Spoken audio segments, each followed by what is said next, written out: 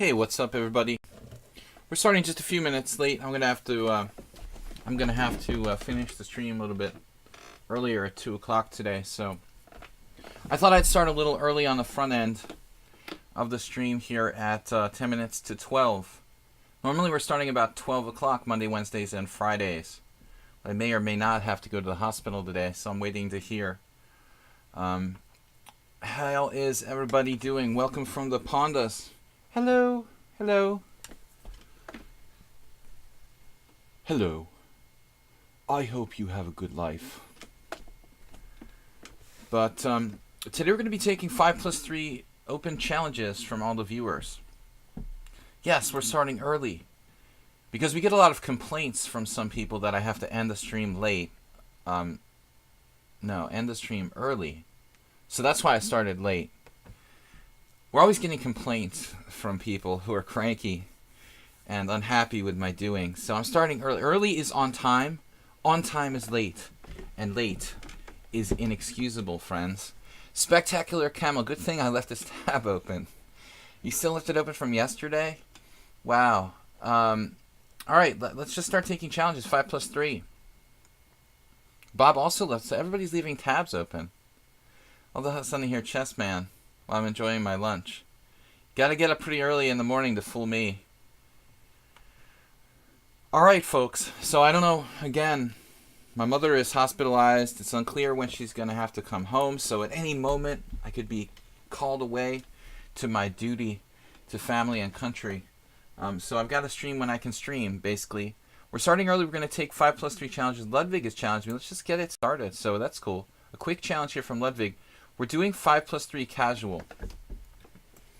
E4, E5. I want to be an E4, E5 player, but I'm just not that good at it. Did we play a Petrov before against Ludwig? This is really a bad opening for playing for a win for black. Unless you're like, obviously, Fabiano Caruana, who manages to win against Queen E2, which is virtually impossible. Not Queen E2 there, but, you know, knight takes E5, D6, knight F3, knight takes E4, Queen E2. So A3 from Ludwig AC. What is this? What is this?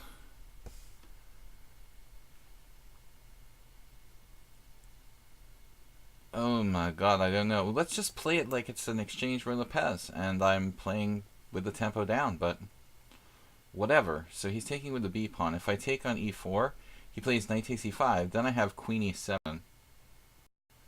This is interesting. So knight takes E4, D3, that's a weird move too. Can I take this? Then you play Queen E2, so it's a trap. I've been tricked. Knight takes E4, Queen E2. Just another trap. Let's just screw it. We'll play positionally here.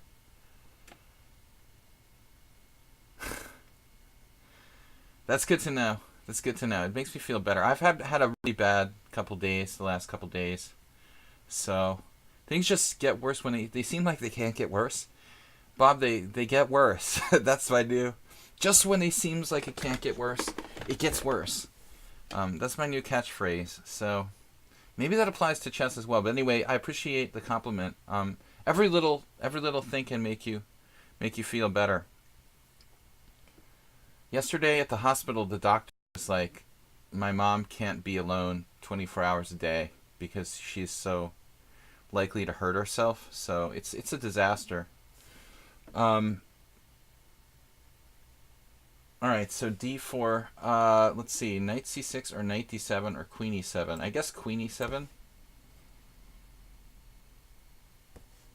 So I'm gonna have to like hire like a full-time babysitter for my mom when I'm sleeping and stuff, which is gonna be kind of expensive.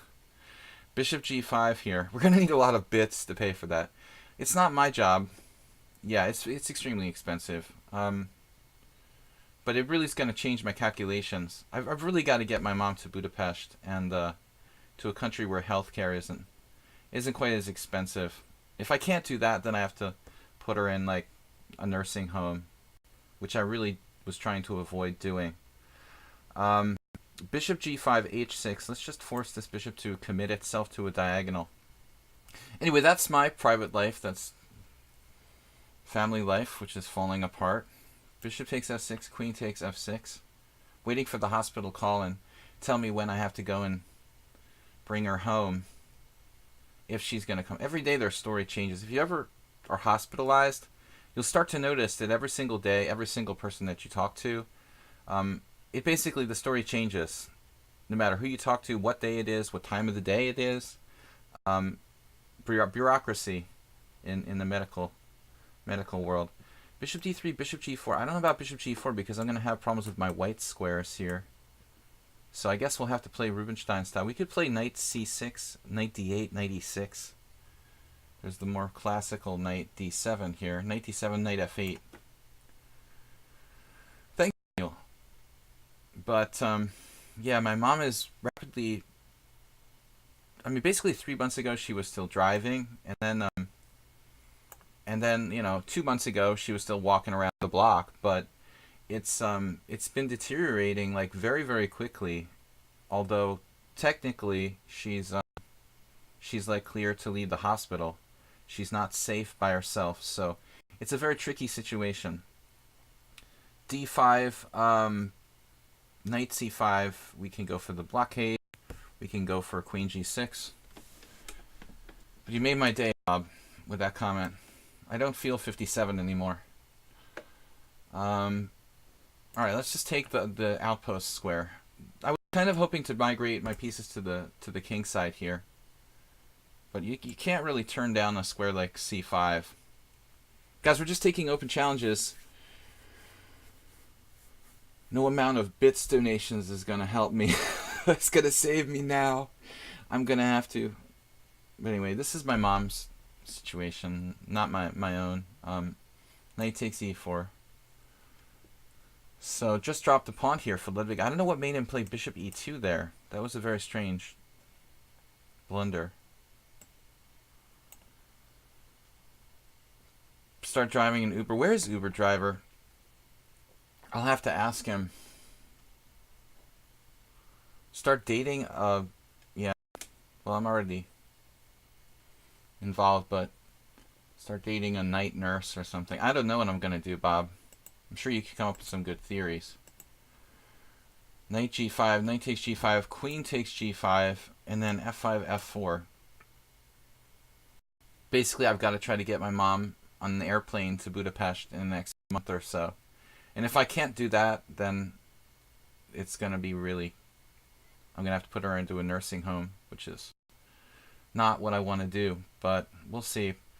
That's my private life, guys. What's going on with everybody else here? We're trying to focus on helping you guys to improve your chess games, and chess is a good escape from your problems. I've seen this in my life in the past. Basically, it's funny because this is maybe the worst time in my life, but in the second worst time in my life, the second biggest crisis time in my life, I think I used chess as an escape from my problems, and I actually played, I probably had the strongest results of my lifetime in that period. Bob says he's given up on chess. Obviously that's why you're here. Completely gave up. Serial quitter. Alright, Ludwig AC makes it to an endgame, a pawn down here. But that bishop, the bad bishop that could. The little engine that could. A4. Fix them all on white squares. But it's kind of tricky. What am I going to do here to break through? Breaking through is going to be a problem.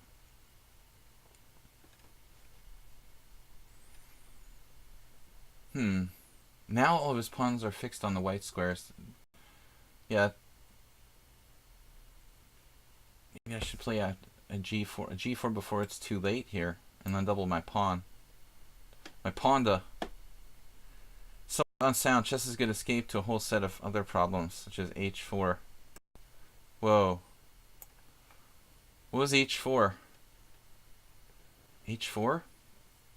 I didn't want him, like, you know, stopping h3 was what bothered me. I didn't want him stopping my... You know what I'm talking about. You know what I'm talking about. I didn't want him stopping my my ability to play g4 and undouble the pawns.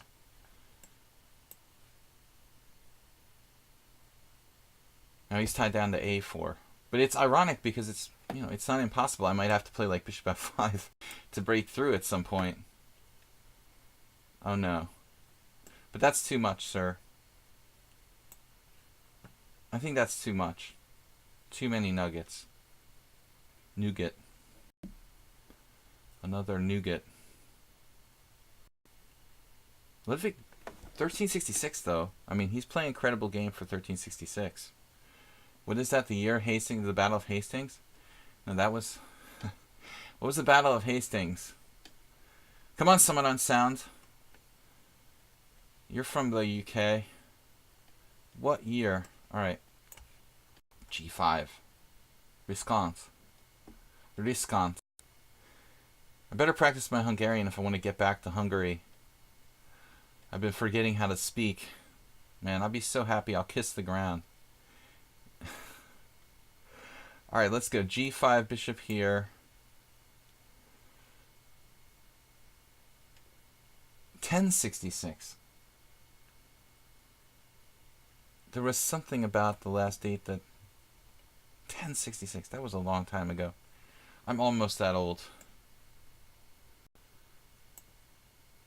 The ironic exchange of bad bishop for good. We have some very strong passed pawns after this. Two of them. The E and the A. No, this loses a piece. He's done. Put a fork in him. Your dad says poker is a crap game played by crap people.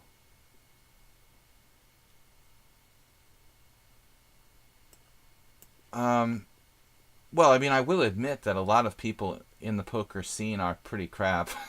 That's true, but I don't think, you know, that's kind of like discrimination. I think there's a lot of really good people in poker too, so pretty much like anything. Any sort of game that involves gambling, what we would call like, you know, playing for money, is going to attract a kind of unpleasant element. So I understand where your dad's bias is coming from, but it really, that's like, you know, totally discriminatory. I mean, I'm not crap people.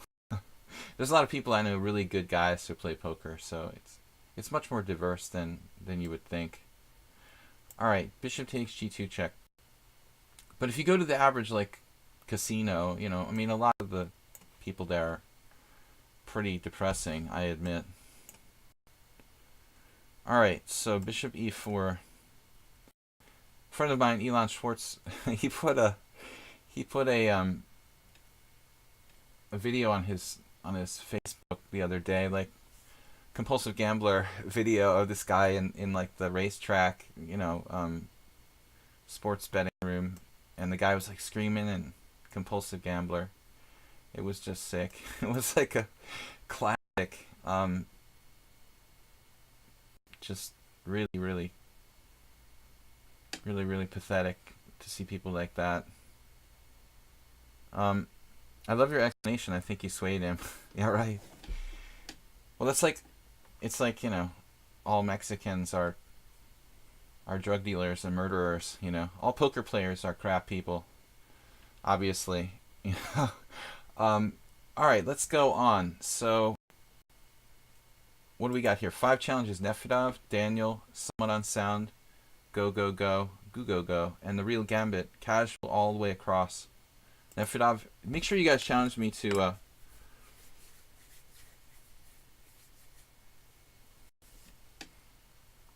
JCS is here. Neely, Bob be provoking the moderator. Didn't put up much of a fight. Well, you gave me a couple pawns, but you actually played credibly considering the 2 donations you made. What does Nefedov do against a6? Yeah, you're not going to provoke JCS because he's not easily provoked.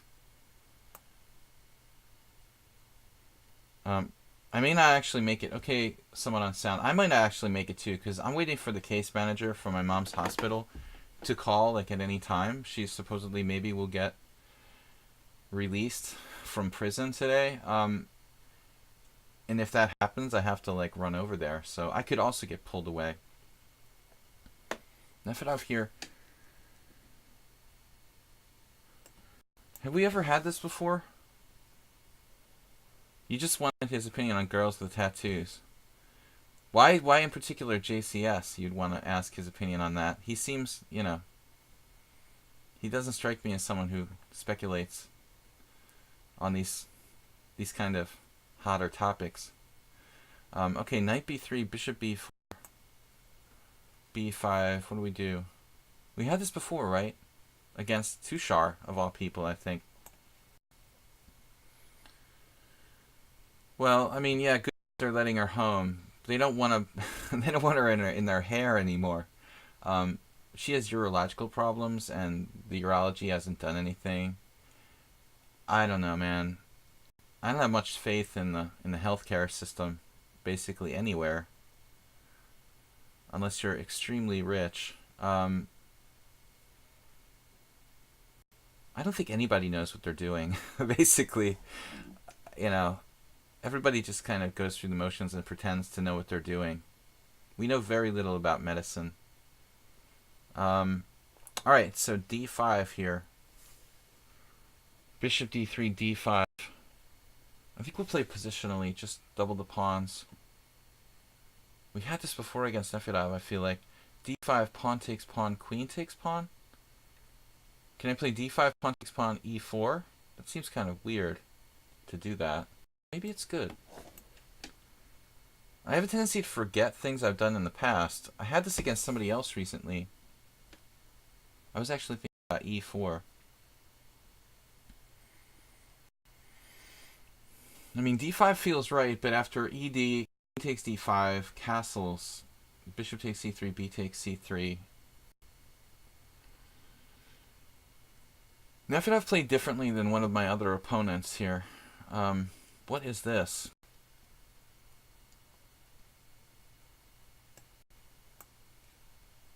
A deep pawn sacrifice. Deep fried pawn sacrifice.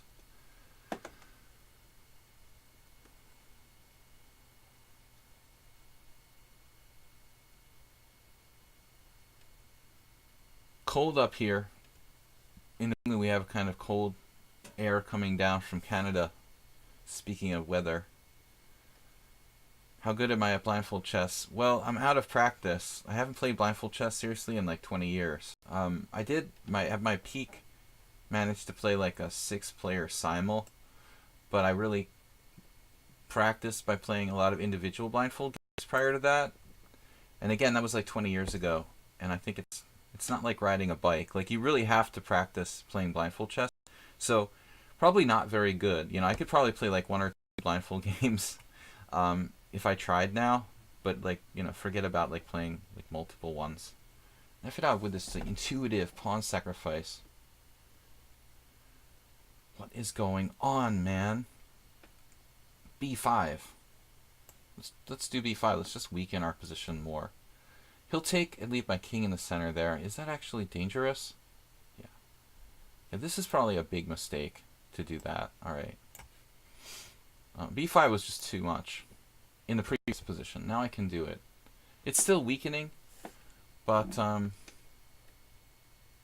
we'll see. I'm impressed by Nefedov's pace of play. Actually, you know, for a guy who gets in time pressure and falls apart when he's like very badly in time pressure, he manages to keep a fairly quick pace of play to avoid getting in time pressure in the first place. You know, you'd think, I mean, he plays so well time-wise in this stage of the game, it's surprising that he kind of falls apart when he really gets in time pressure. That's my point, basically. He's just good at making quick, practical decisions, and even now he's like down a pawn, but he has compensation. It's almost like he planned it all out. Maybe I'm just a pessimist, though. You know, maybe he's just like, oh man, I'm just down a pawn. You know, I didn't plan this out at all. But I have to say it with like a Russian accent or Ukrainian accent. I'm not going to try to imitate Nefedov's accent. It's not that strong. He's a British accent with Russian undertones. Rook e8. You found bishop a3. What a surprise. Never expected that one. American healthcare. Well, I mean, healthcare is bad everywhere, so it's not like just American healthcare is bad. But I feel like people are in the hospital. The doctor's #1 goal is to get them out of the hospital. It's not about getting them better. So it's like we lose focus on what, you know. It's a matter of losing focus of what things are really about, you know. My mom is in the hospital because she's ill.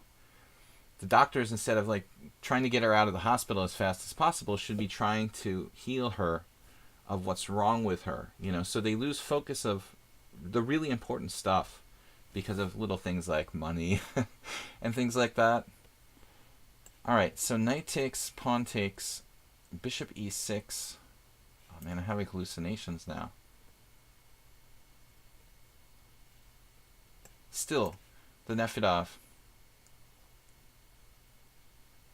I mean, the quality of healthcare here is okay, but the problem is, again, like,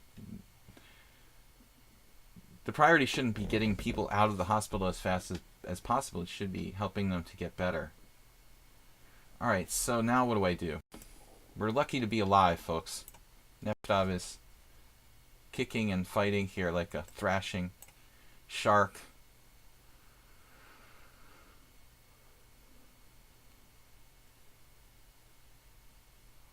The problem is, like, there's total chaos and lack of communication from what I've seen between the different people that work in healthcare that are dealing with like the same patient. Total lack of communication, total lack of coordination. They wouldn't be good chess players, basically. One person says one thing, then the next day it's like something completely different, and then like 5 minutes later, like a third person says something completely different. When my mom got admitted to the emergency room last week, they're like, she has a urinary tract infection, pneumonia, and a broken neck. You know, the next day it was like, well, she just has a broken neck. They were wrong about the pneumonia and the urinary tract infection. That was just a false positive. So, well, at least they got like one thing out of 3 right. But it's just totally crazy. Anyway, that's enough ranting about the healthcare reform. That'll be my new thing. I have enough problems to worry about. Becoming a missionary for healthcare reform. Rook on a to c8. Just trying to stay alive would be good here against Nefedov. Oh man, alright. What are you doing, Nefedov? Rook c6, double question mark, losing the game. Bishop a4 resigns. He's actually setting me up for that, essentially. Freeze. Mr. Freeze. Put some pressure on him. How the heck do I put pressure on him here? With my extra double pawn? I'll put some pressure. You can sack a pawn with e3 to equalize. Maybe I'll be worse then.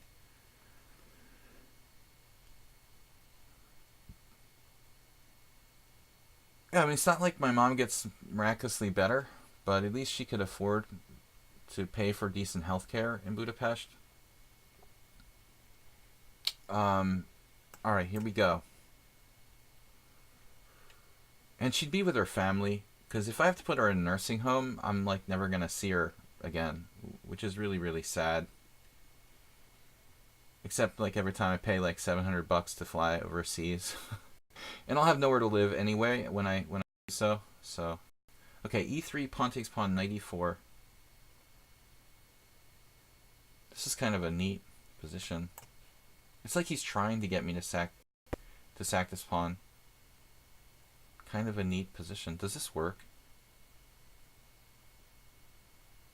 Not quite. I'm close. But I feel like Nefedov is just... He's just tricking me into giving my pawn back. Time control. The time... I also made Luft. Make Luft.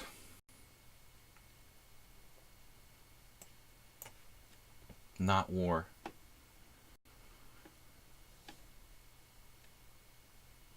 Oh no. Mr. Bill.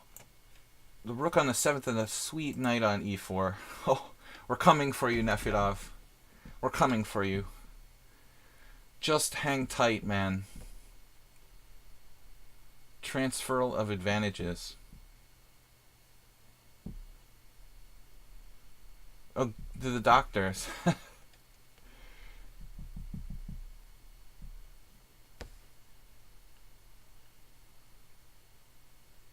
I have no way of knowing if my mom is going to live for another 5 years or another 5 days.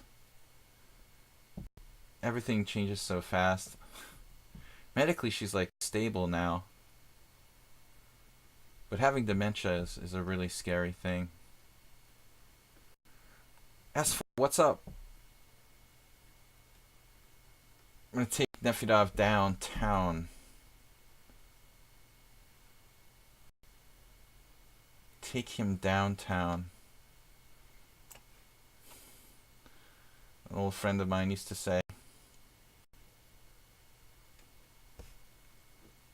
There goes the clock. Whoops.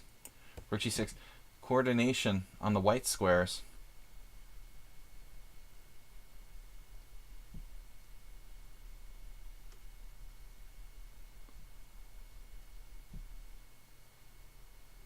Oh man, Nefedov just lost on time. Okay guys, that was a long game. Got Daniel, somewhat on sound. I do ask that everybody has 100 games. Okay. Anything but bullet. And they challenged me to casual. Again, I'm waiting for the hospital to call. And then there's no guarantee they'll call today. They'll be like, oh no, your mom's not going to come home today. She's going to come home tomorrow. You know, oh, but you said yesterday. Today. No. There's a new doctor and they changed. Alright. So I don't know, guys. I could get called away at any moment, but maybe not. So I just have to kind of live like that on the edge of the precipice all the time. Bob's like, I usually hone in on waitresses and cleaning women. Home health aides. Daniel is not here. Maybe if you can sweet talk my home health aide for my mom, I could get a discount or something, Bob. Alright, d4. What happened here? Something just looked like it clicked. I want to thank you guys for supporting the stream. Activate, Nils, and Dim yesterday, or Jim, if you like to call him that. I guess Daniel is just gone, man. He's not here. Alright, we're going to cancel this game. I can't accept your game. Why? Someone on sound is up. I can't accept your game. Maybe it's like an error on his... Daniel, if you want to re-challenge me, I'll take you, next game. If there's something wrong with your browser, maybe it was like frozen. You may just need to like refresh the page. Sometimes there's like a bug that might like freeze it up or something. Or is there like a real reason why you can't accept my game? On principle. Prey on the weak, Bob.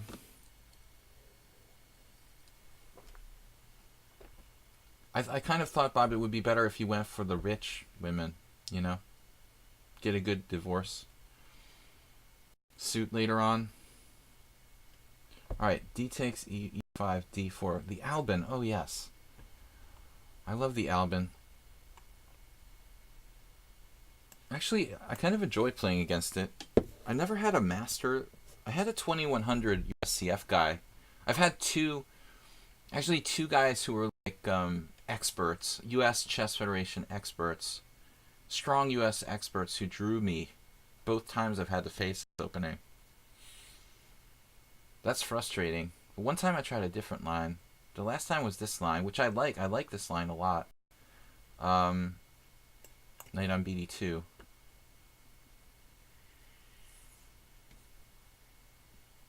So Daniel, you can re-challenge if you want to.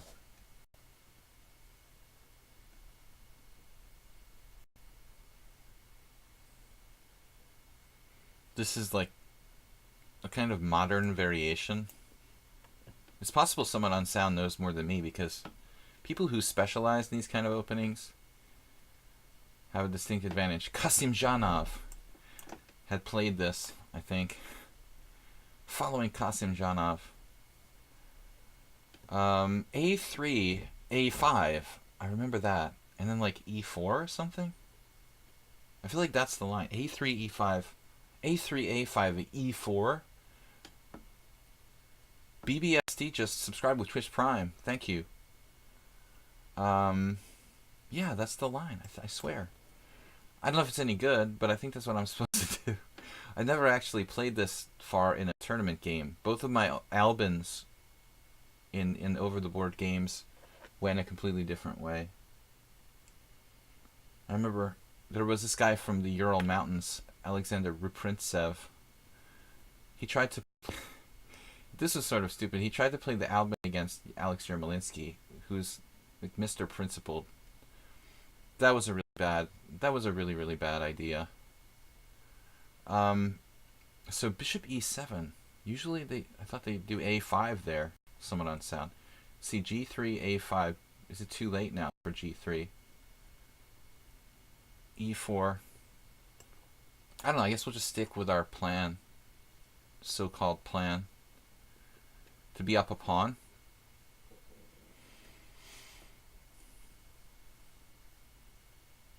Daniel, I don't know if your other challenge came through. Yeah, it's there. I can take that next.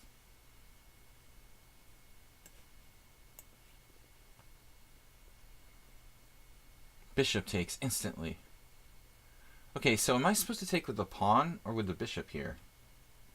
Bishop frees my position more, but also frees his. Well, this is different, because I was considering situations where black was playing a5, but now it's all different. My bishop ends up like entombed on c1. Oh, man, I don't know. I don't like giving up bishops. I'd rather my bishop lives to limp over to like c3 if possible, but that's going to take some time. So this actually looks like pretty legitimate compensation, I would say.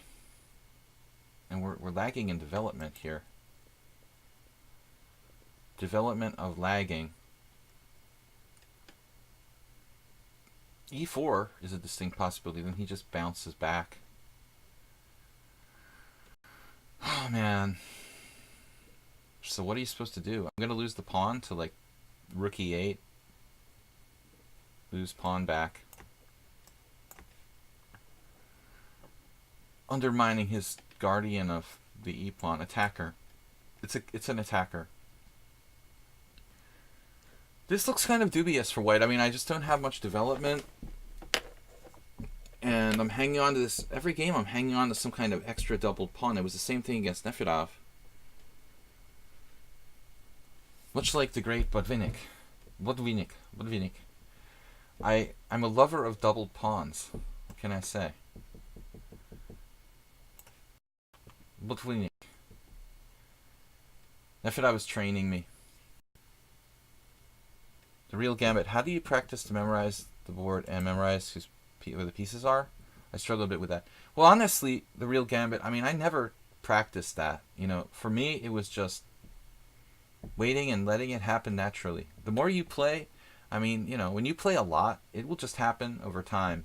But of course now with the internet, I mean, and playing blindfold board, you can use the blindfold board on lichess. I don't know if you're aware of that, or if that's related to your question.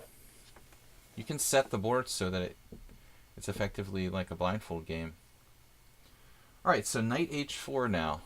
He's trying to... We're both taking turns trying to undermine the center here. Knight h4. Nice. Now what do I do? This is wild.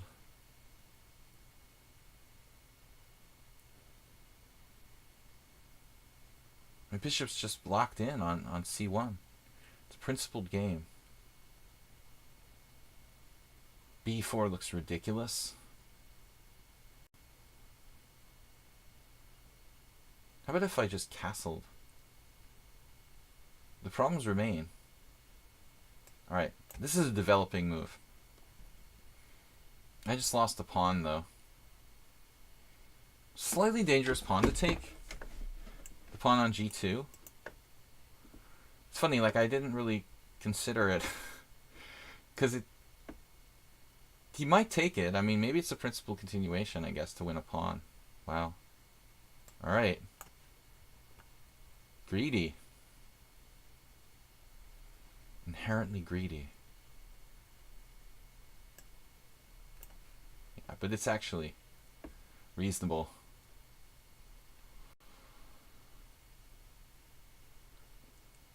Someone on Sound's play, I mean, for his time. Also, much like Nefedov,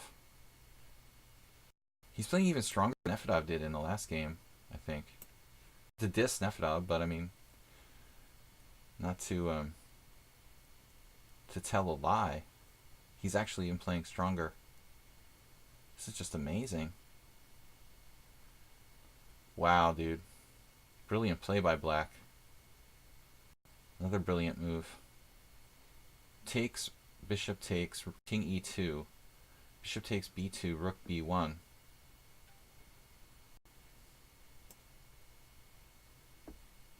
This is just really, really dangerous and stupid of me to do that. I'd rather lose a pawn.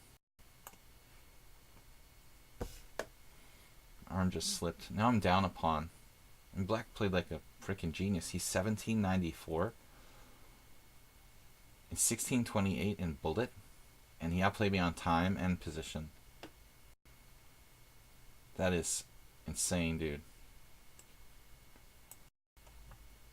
Now he's just like clearly better up a pawn.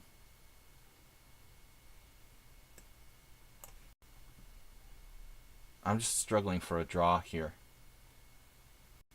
He finds almost every move. Clear pawn down for white. Not enough compensation.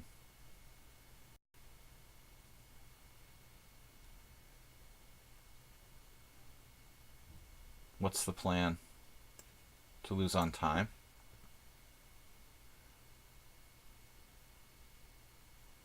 Man, he even has time to chat. How's he 1600? I mean, that's ridiculous, dude. Why is your blitz rating like 1600? 1700 blitz, 1600 bullet. Alright. He's a little rusty. Threatening bishop f5.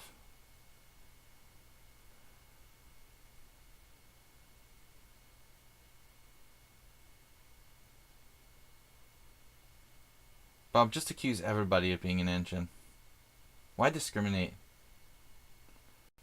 King h8. He found it. It's a good move.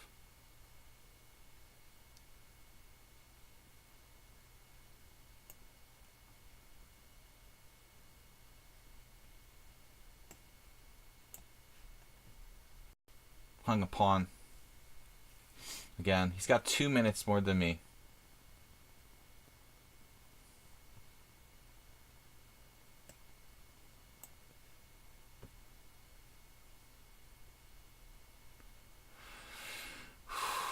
Man, I don't know, but to play the Albin is pretty tough, dude. He's finding everything he needs to find. Maybe I can hang on here. At least this allows me to trade the white square bishops. And his bishop's basically blocked on the wrong color. So there's good drawing chances.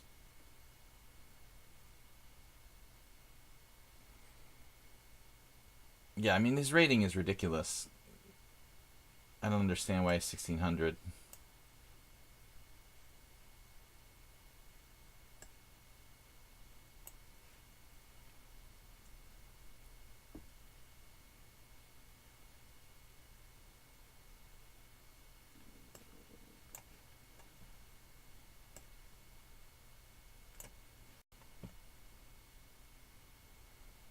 I can just hang on here. All my pawns are on the right color. Luckily.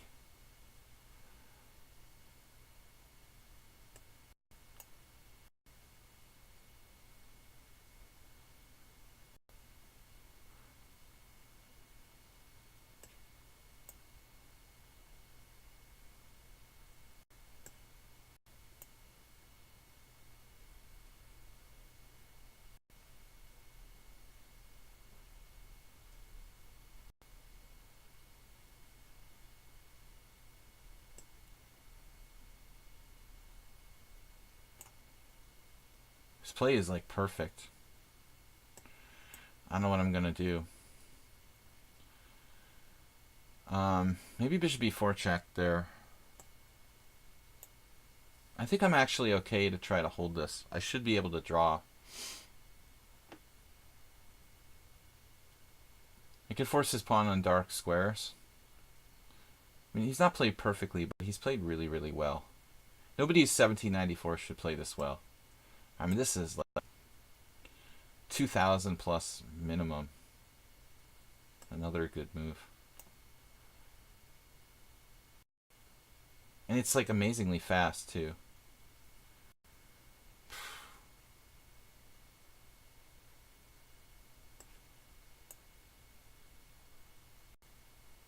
I think this is just a draw now. He's kind of blundered in exchange of rooks. I don't think that black can win after that. It's just a fortress draw.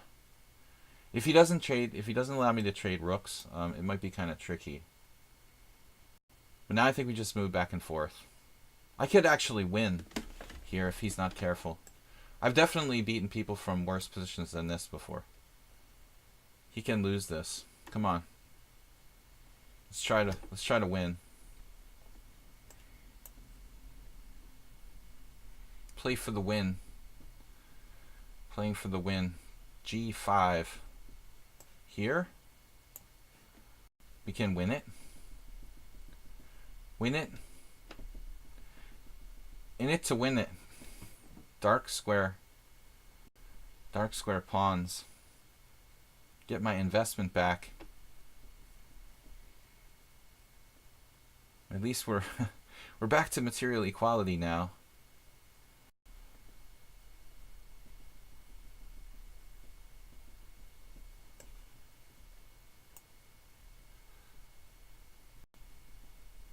Can I actually make progress now?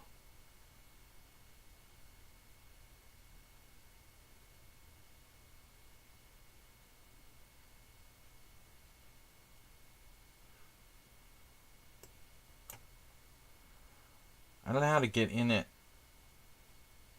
How do I get in it from here?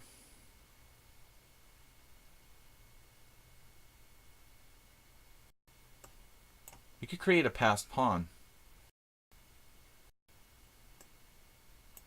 Let's try it.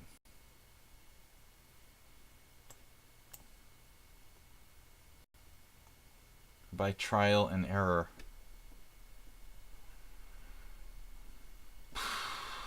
This is like making my Nefedov game look like a boring, short struggle.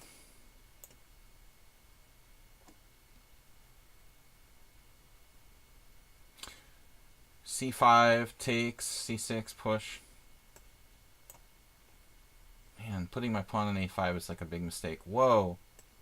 Oh no. G5 out of the blue. A surprising move. But he does have a protected passed pawn now. That shouldn't be enough to save him. He's going to end up being down a pawn in this ending.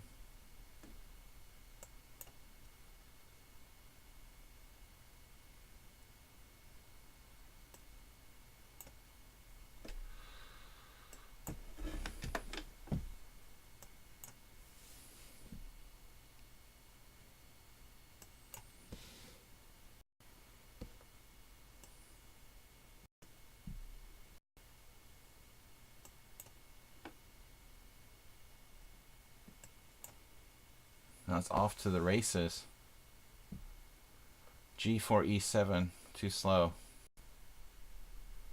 This is just a miracle. An endgame miracle. Alfred to draw. Obviously a shabby blitz player. Wow. Alright. He was winning, then it was a draw, then he lost. Alright, man. I'm reporting you for being a rating sandbagger.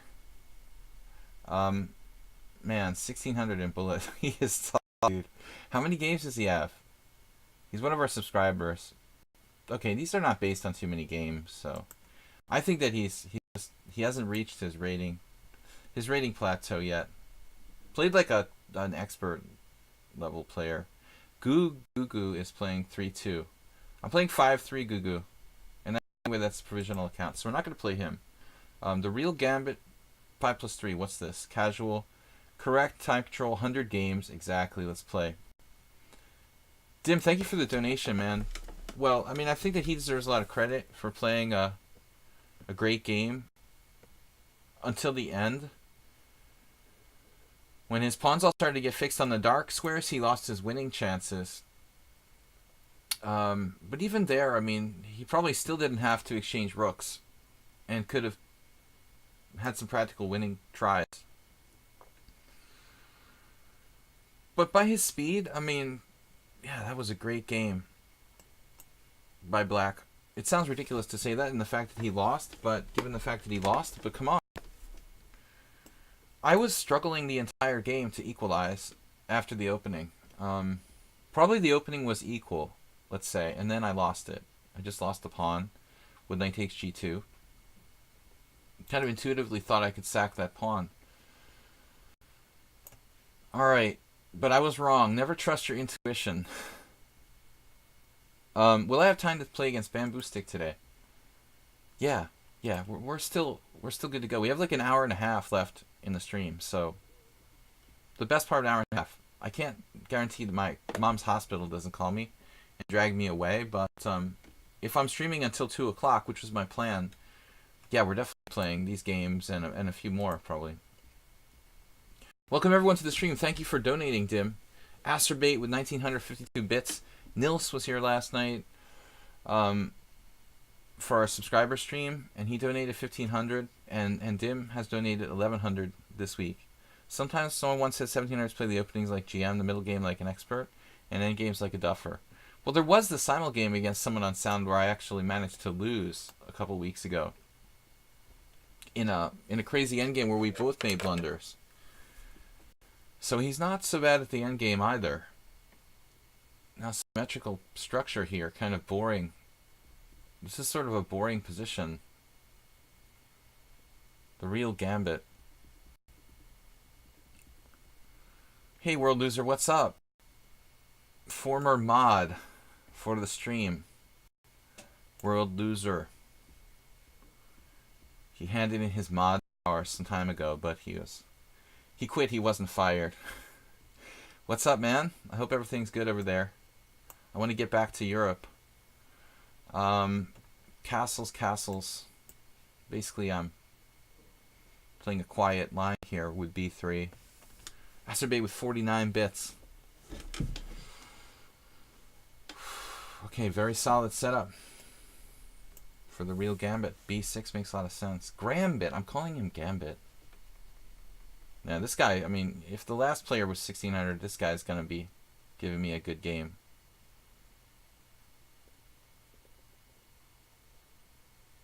Bishop a6, interesting. It's aggressive. That is aggressive, mister. Wow. The Grambit. Okay, let's try something like interesting. Is this just a bad move? Maybe.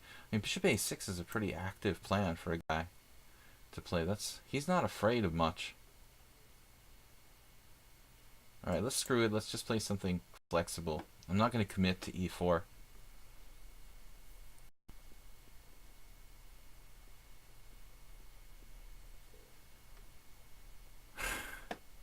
Someone on Sound sucks at endgames. Well, I mean, you freaked out with g5. I'm not sure that you even are losing if you don't play g5 there. This guy seems pretty good, too. Everybody's like a genius here. I mean, basically, 1544s are not supposed to be this solid. This is ridiculously solid for black. By definition, they're not supposed to be solid. He's like Mr. Solid. Perfect setup of the pieces. How could you be 1,500 if you're this accurate about setting up your pieces? He must just hang pieces or something. I mean, he's He's rook c7 like Karpov. I mean, what reason could there be for him to be only 1500?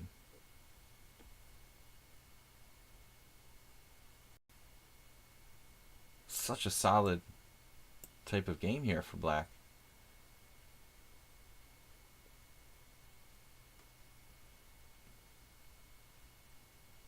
I guess I take on f1 with the...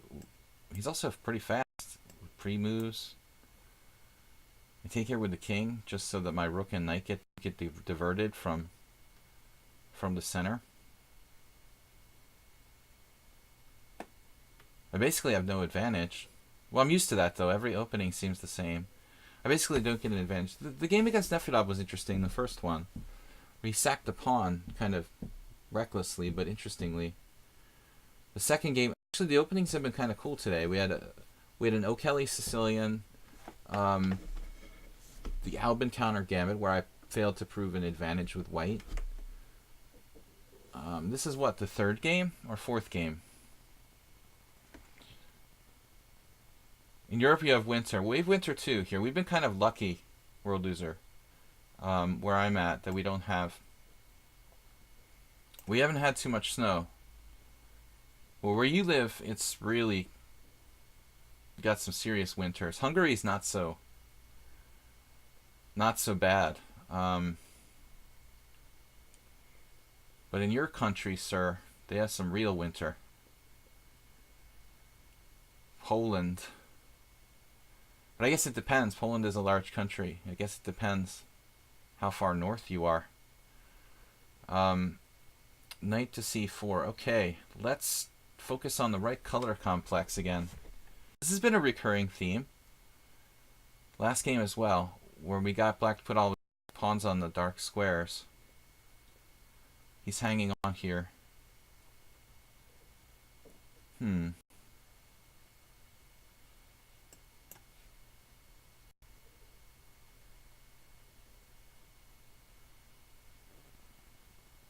Tried playing in Petrosian style. Denmark, you have not seen a lot of snow. So, Spectacular Camel, I mean, being near the water the way you are in Denmark, that would kind of mean less snow, right? Than some places. Bishop b4. Real Gambit's pretty tough for 1500. Actually, the first game... Yeah, I didn't remember the first game. The first game we played against Ludwig AC, and that was... What was the opening? It was a weird e4, e5, knight f3, knight f6, knight c3, bishop b4, a3. So we have had at least interesting openings. Not really tactical, but kind of unusual stuff. World Loser says 30 centimeters of snow. Nice. So black is losing the thread here. Knight takes d6. Doesn't quite cut it. Get our king to a safe position. And then what?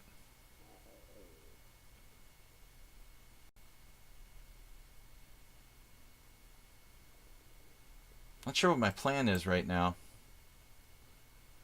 h3 is not much of a move. It just controls the g4 square. And I'm putting my pawns on the white squares, which is helping to make his bishop bad again. I'm telling you guys, I want to get these... I want to get the hats made up. Make your bishop good again. That'd be hysterical. Chess merchandise. Make your bishops great again. Bishop a3. I'm making my bishop great on a different diagonal now. Playing without a plan here. No plan. Make bishop bad again. It's the same bishop from last game. This is a subtle move. Queen e8. He saw through like knight g5. Queen e8. Queen e8er.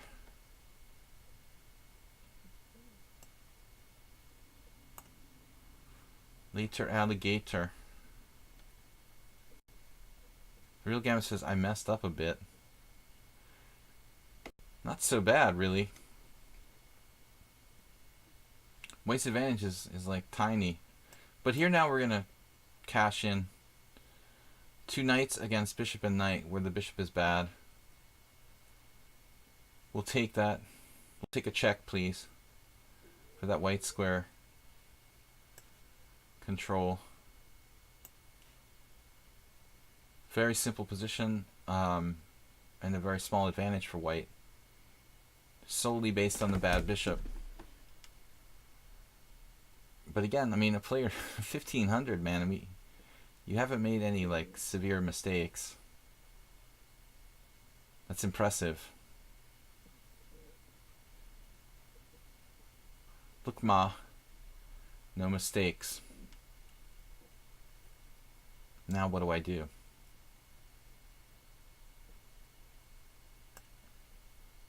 It's kind of a weird move.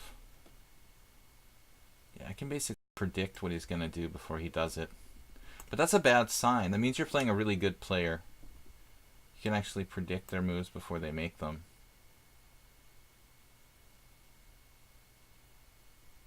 Queen A8. Now he's putting his pawn in the right color. That's great.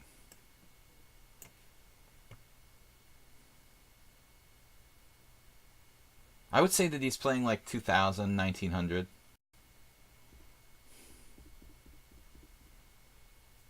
Okay, he's not overly aggressive, but in terms of solidity, I guess I just didn't challenge him in the right kind of position. This must be his strength, you know, basically positional chess. Otherwise, again, he defends against this threat. I mean, I don't know, I got nothing here. Nothing. Time and money. That's all we've got. G6 is a great move. That is a great move. B4, B5. I'm going to be overextended soon.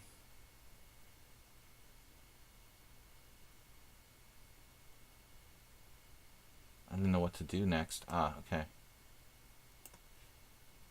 Try something different. Of course, I've never played this player before, but he seems pretty freaking tough.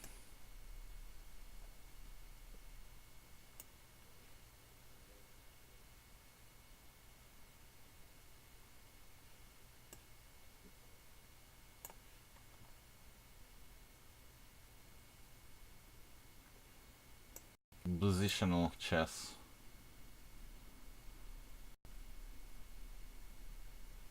If every 1500 play like this, I would be in trouble. He resigned. Oh, he just hung the b6. I was about to take on f6, but that might win a piece too. Knight takes f6, queen takes d3, rook takes d3. No, I have to take on b6. If you hadn't resigned, I probably would have blundered, because I wasn't even thinking you hung the bishop. Oh man, that was... every game is tough. BBST, bamboo stick. Okay guys, I'm trying to stream until 2 o'clock p.m. Make your knights great again. Knight h4, knight f5, but he saw right through that world loser. It was like g6, you know, a critical positional defensive move, which is good for black because he's putting his pawns on the white squares. I mean, g6 is a great move there. You know, that's like essential. Right. I should play something more interesting. But I don't know why I like the Caro-Kann. I've always liked this opening. It is a little bit on the passive side, but very popular at the moment, you know, even on the highest levels. You see this a lot. Exchange and then knight f3. So, what we have here is effectively a Queen's Gambit. I get this a lot, man. A Queen's Gambit exchange variation with colors reversed. Like I was playing the white side of a Queen's Gambit. This is Asturbate's favorite move. What's up, Asturbate? How do you feel about that bishop on e3? It's It's pawnful. Hello. It loves pawns. It loves to feel close. It loves to snuggle in with its pawns there on e3. Probably not the optimal square for the bishop.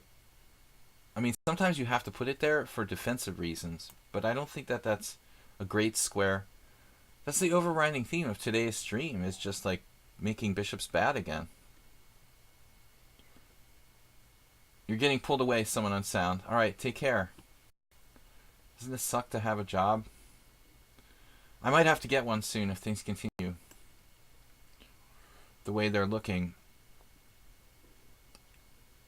Okay, which way do we go the knight? We can also go to f6, that's more traditional. Spartaco said, who never realized an opponent blunder after they resign. Yeah, that's a good point. You always see the blunder after they resign. It's like, oh, there's a winning move. Spartaco's right. Spartacus. I wouldn't have seen it if he hadn't resigned. Dark Peace just subscribed with a tier 1 sub, and he's actually subscribed for 13 months in a row. Dark Peace. Dark Peace is kind of lurking and quiet, but I appreciate all of you guys. Not all of us are mouthpieces here. So, Mike the mouthpiece, Matisau. Knight b5, bishop b8. We're back to the back rank. You just watched the vids. Blaze of Glory said, if you had to work, what type of job do you normally go for? You know, if I really had to get a job outside of chess, I would probably want to get like a master's degree in psychology. But I don't know. I think I'm going to get a job at the post office. We'll see if the government shutdown affects post office workers or not. I'm going to kind of monitor the next couple weeks and see. If government shutdown affects post office work, then I'll have to think of a different plan. Alright, I'm not going to trade pieces here because trading pieces lends itself to draws and less interesting situations. So I think you could exchange on f3 though, because it's not an open position. All the pawns are on the board.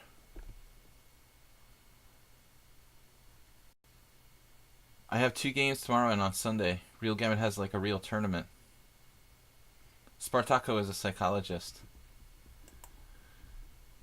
Nikolai Krogius wrote the book on chess psychology. I have that somewhere. Reuben Fine was only the one that Americans know about because he was an American. But the Krogius book on chess psychology is like far more in depth and interesting. Fine was a grandmaster. He was a really, really strong player, actually. You know, really strong at one point. A lot of people don't realize how strong Reuben Fine was. I'm not a master in chess or psychology either. Yeah, it's hard to be a master of anything. I guess master of chess is sort of... It's they don't have masters in psychology. Well, they do have master's degrees, right? Does that really make you a master? I think being a chess master is... Yeah, maybe it's similar in terms of level of how much you need to put into it to get a master's degree, to be a chess master, and getting a master's degree in academic field. Probably about the same level of input. Okay, knight h4 here. Now I was thinking bishop g6 just for fun. I was just talking about the fact that it's a closed position. There are 16 pawns, no, sorry, 14 pawns on the board, and I can't count. I'm bad at math. I always joke on the stream that people, they always ask you that question at parties. Oh, you were a chess player. You must be really good at math. And I said, yeah, I dropped all my math classes in college because I was like failing them. No, I hate math, but I like statistics. I'm just bouncing all over the place. Alright, b3. Wow, so he's trying to open the position for the white square bishop. That makes a lot of sense, and basically that's what I'm talking about here strategically. Strategically. Black has, that bishop is frozen. Freeze! Oh no, it was a bad square. It was a bad square to go to. We have the coordination of forces. Weak points in the position. So you had to play knight c3. That's one of the things I try to do. I didn't chase that knight away like for a long time because you want it to just remain there, and maybe some kind of opportunistic tactic will arise. You choose like Gandalf's job. Yeah, so Fine played in the World Championship tournament. That's right.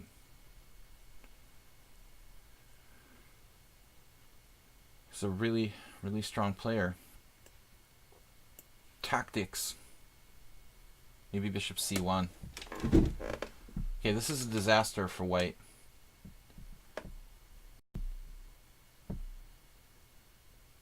And unmitigated disaster. No matter how you slice it, it's going to be bad for white. Many people consider becoming chess master before realizing it's also hard work. And not paying too well. Bishop a3 is in the works, eh? Let's grab this one. This one. No, this is lost for white. My other games have been kind of complicated, but this is pretty easy. It's clear piece up, no compensation. I hit a secret knight like that. Are you implying that I have a secret bishop, Acerbate, on b8? They say that's good. What was it? I don't remember. Is it good in Bughouse?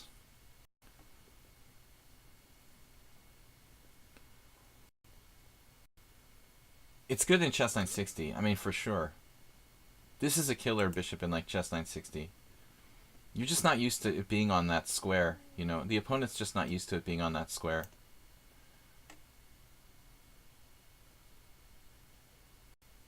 Which way to take? But one thing I think, you know, is a good idea in general is to trade pieces when you're up material. Of course, here we have to calculate a little bit. Take, rook d1. Knight takes c4, rook takes d4. We're just up a clear piece. He avoided.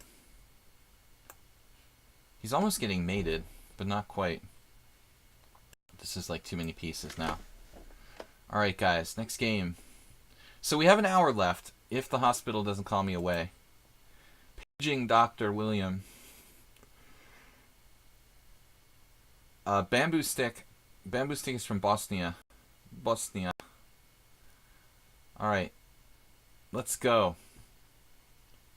The road to 2000 is paved with low-rated players.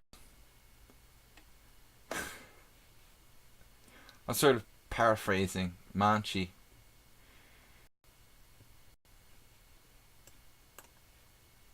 My road to 2000 was paved by 1,800 victims. Bishop f4. Oh god. I hate the London system so much.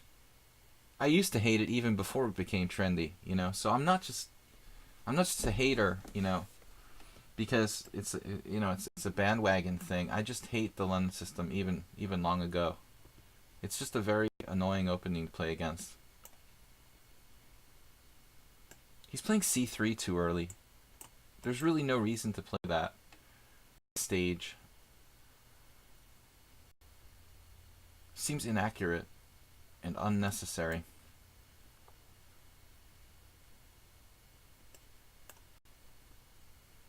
Bamboo stick. Why is your name familiar? You were just watching my stream before or something? Because your name seems kind of familiar to me.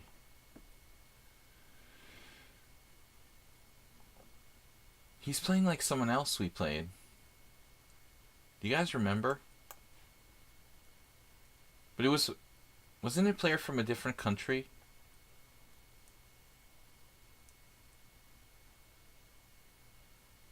You guys remember the guy, he was like French or something. But he did the exact same thing.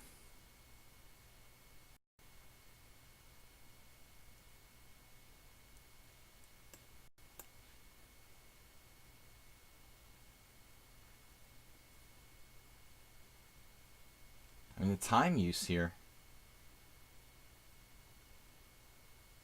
It's a pretty new account. Barely qualified. You played with black ones against you on a different account. Different account.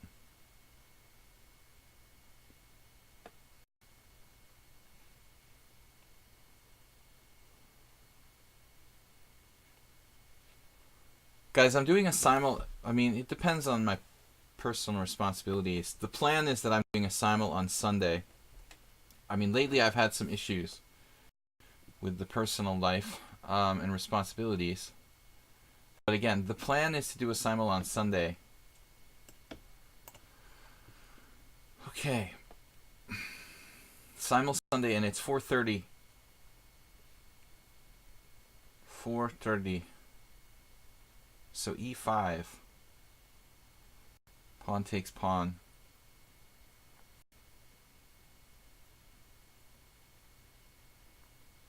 Tactics.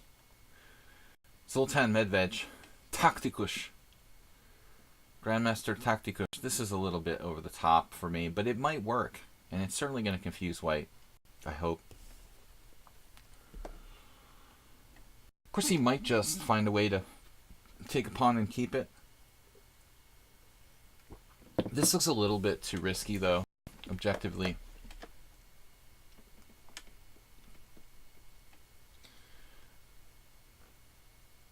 The Hungarian Grandmaster Zoli Medved, he's basically a really, really good technician and a very good positional player.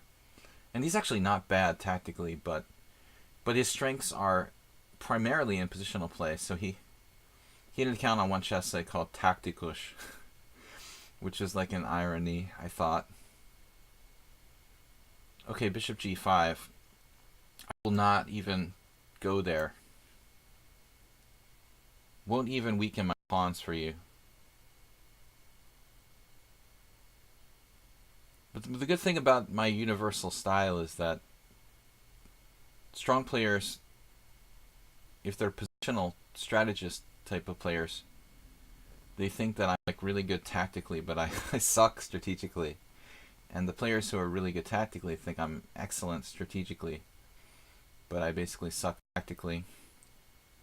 Everybody misjudges me. Rook on h to g1. Somehow I'm not surprised by that move.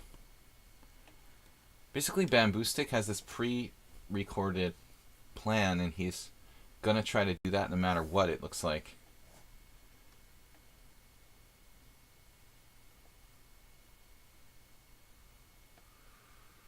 I don't know, Real Gambit. You've been playing and studying chess for a year, and you're good enough to play that credible game against me. I think your chances are excellent to get to 2,000 pretty quickly.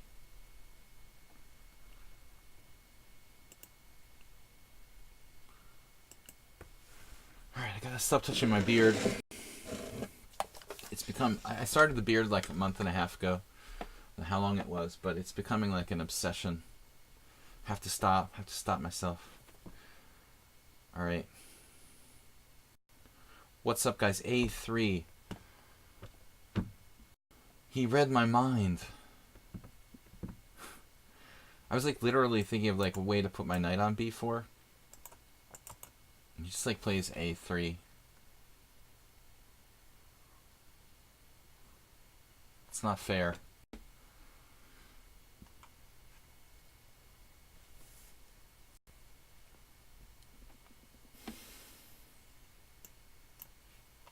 Alright, develop the last piece. All my pieces are developed.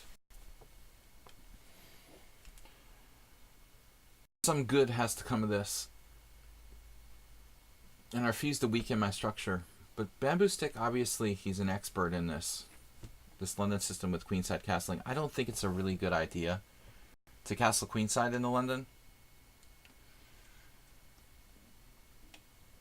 I don't think that's what it was really designed for. You're going a little bit against the grain. but I imagine it can be a dangerous practical weapon.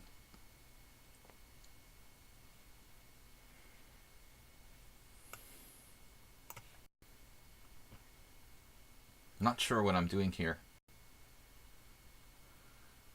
Sacrificing a piece on c3, maybe. Clearly this is in the sights. Wow, I'm so close to something tactically here. Close to toast.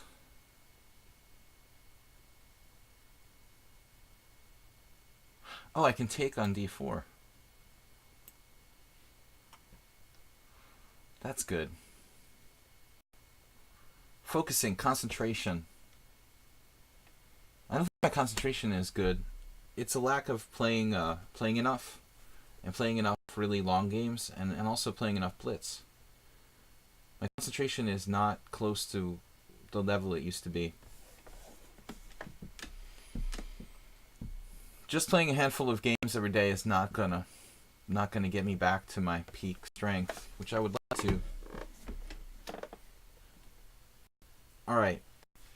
Now he can't take on d4 with a knight, so he has to take with the pawn, but that's not good either. So he's basically losing that pawn. And facing crushing pressure against c3. It's lost for white now. All the time he was setting up for some kind of kingside attack, I thought with like g4. But again, it's kind of against the grain. Welcome guys, thanks for watching.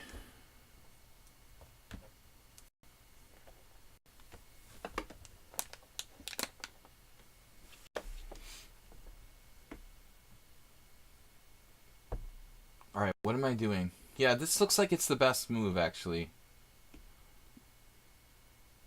Wow, d5. Our last piece in the game. Literally. Now I'm not calculating, I'm just playing on intuition. But I mean, this threatens to win another pawn.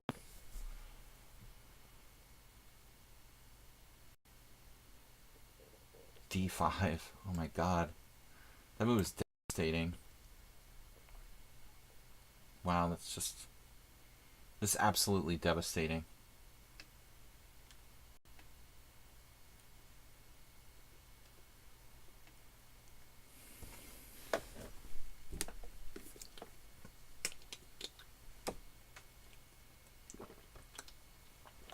There's nothing white can do.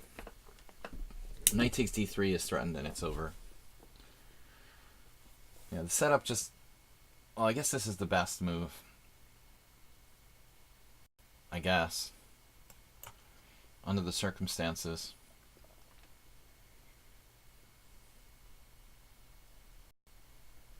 White is just getting obliterated. I mean, basically anything. It was a song we were talking about yesterday, the funk song. At the right place, at the wrong time. Man, he is in the wrong place at the wrong time. The king is in the wrong place. Not safe. It is unsafe for you here. You should leave.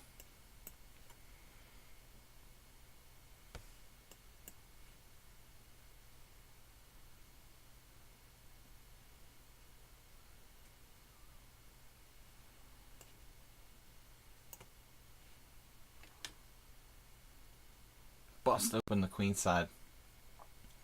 We're playing for mate. Yeah, this is crushing. Okay.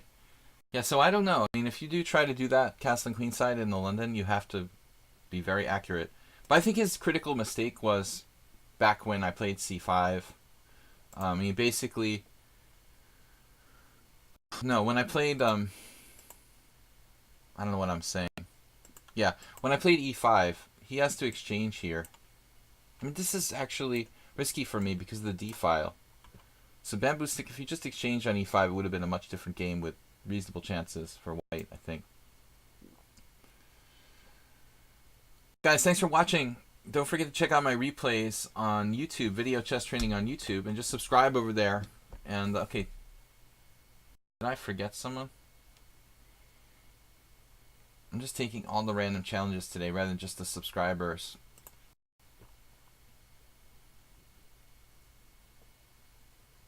Tony. It's just pure hate for the London system. It makes me so vicious. I just detest the London system. Alright, d4. What are we going to do today? Let's try a modern defense. Thanks, guys, for supporting the stream. Asterbait with over 2,000 bits. Asterbait, did you make another donation when I wasn't paying attention? Or was that just a total from before that I didn't call out? Asterbait has donated 2,001 bits this week, as of now. Oh, no. It's the London system against g6. They're going that far. They're even playing it against g6. What am I going to do? Well, I'm not going to just play routinely here. Please stop playing bishop f4, everybody. I think, what's his face? Eric Rosen is streaming. Maybe they're like Eric Rosen clones. Bishop f4. It's just okay for a starter opening. I understand. But at some point, you have to branch out and play something more creative. I used to play some blitz players repeatedly. Stephen Muhammad was an African American IM who mysteriously disappeared from chess, and he used to play the London system every single game. He would play hundreds and thousands of blitz games every single game the London system. I was like, oh my god, I would quit chess if I had to play the same you know, d4, knight f3, bishop f4, e3. I would just quit. You know, I mean, it would cease to be interesting. I mean, again, it's like it's okay for a starter opening, or maybe for a grandmaster who is using it to avoid main theory, but I would get bored. Merle Dixon, another London system lover. They just gravitate toward my stream. I want to say they magnify, gravitate, whatever. Maybe that's why he disappeared. Appleman, Harris Appleman. What's up, Harris? Queen b6 shouldn't be played too early, because then they have knight c3. Wonder if this one is probably one of the situations where queen b6, knight c3 is actually good for white. I don't know what made me play c5. I should probably do the d6. It's a little more flexible. Now I'm committed. I've been committed to a kind of typical London here.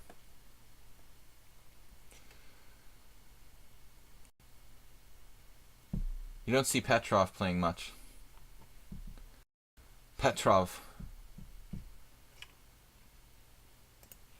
I have this list of chess players who like disappeared. They were secretly abducted by aliens. Part of an alien chess study. Or else like, I need to take notes for Sunday. The Adolf Herzog attack. There was this Austrian IM who I beat. Remember, the guy was like a little higher rated than me at the time. Like real mad he lost the game, but you know, he never really had a very good game. It kind of, you wonder when you play people like that, like after the game they're like really angry, you know, but you wonder like why were you angry? Like it wasn't like you were better and you hung a piece, like you just didn't play well and lost. And then you like get really angry after the game. One time I played this Indonesian IM, Nathaniel Suturu, and he did one of the weirdest things after the game I've ever seen. He basically, I don't know if he was into martial arts or something, but he basically like crumpled up his score sheet, and then he took it and he kind of like turned it into some sort of throwing weapon. Like he like winged it at me after the game. That was weird. It was like a Chinese score sheet star. That was a back and forth game where it wasn't like he was ever better, clearly, or anything like that. What's the thing? Anybody have any funny stories about funny things that happened when someone lost one of your games? The Chinese star attack. Tony. Okay, Tony is a new opponent from Germany. Got a really high bullet rating compared to his other ratings. That's weird. Much higher in bullet than the other ones.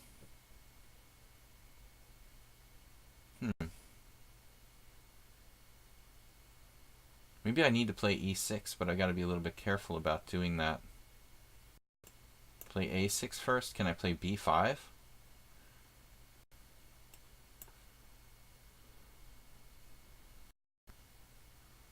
I mean, it's normal for people to like crumple up their score and throw it away.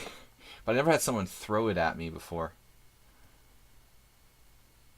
That was sort of upsetting. I'm not an overly sensitive kind of guy. But don't use your score as a weapon. I'm going to try e6 here. I've got to play dynamically. Actually, a3 was an unexpected move. I don't think that's great for white.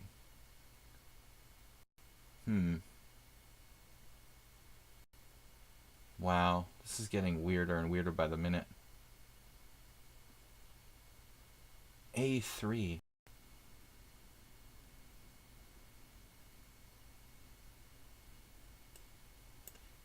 Now he's got control of the d5 square, the d6 square as well, threatening this in some lines.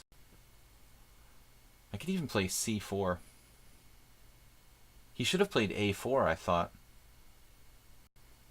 Not playing your girlfriends. Well, I'm not talking about like online comments, Asterbate. You could fill a book with those, you know. People getting angry and like typing stuff in capital letters in the chat, you know. I just kind of dismiss that. But I'm talking about like over the board, like in a real setting, in real life. People getting angry. I never had anything. I mean, I've had almost have fights like during the game, but I've never had anyone like attack me after the game. Bishop a2 I felt was really... But you know what I just realized? I had b4. That might have been a bigger problem for him. So he definitely should have played a4 earlier. Manchi has a long story. Funny story of my friend. Our first tournament, it was rapid and he had winning endgame against the 1900. He was a knight up, some pawns against rook. And at some point, everyone was watching their game when he accidentally moved the knight from the table. Oh, it took it off the board. The arbiter wasn't saying anything. At the end, he lost. Oh, that's weird. Okay. That's a good question. That's a really crazy question. I have no clue what happens in that situation. I've never seen that happen. I mean, it's definitely happened in blitz and stuff, but it's never happened in one of my experiences. I guess I should have played b4 again. That's an interesting rule question, man. We'll have to talk to an arbiter. So here I thought white should play bishop d5. Now I'm just left with a really powerful position. It's clearly better. This was a terrible mistake. Bishop g5, he should keep that piece on the board. It's his best bishop, better bishop, let's say, and now it's like really easy for me to play. My bishop on g7 is just totally unopposed. Remember, guys, make your bishops great again. Put your bishops on the long diagonals and take things. That's the theory that works. Make an X. Move 11, just put your bishops on the long diagonals and take things. It's along the lines of touch a piece. Taking the piece off the board, that's insane. I've definitely watched that happen, you know, in an offhand blitz game here or there, but never in like an over the board, you know. Not even in like a I've never seen it happen like a rated. Even in an organized blitz tournament, I've definitely seen it happen, let's say, casual blitz in the cafe or something, you know, where people just freak out. And it happens with beginners sometimes. I mean, you don't see like masters take their own piece off the board too often, but I mean, I'm sure that it happens. I've seen it happen with amateurs who are playing blitz and they're not very strong at blitz, typically.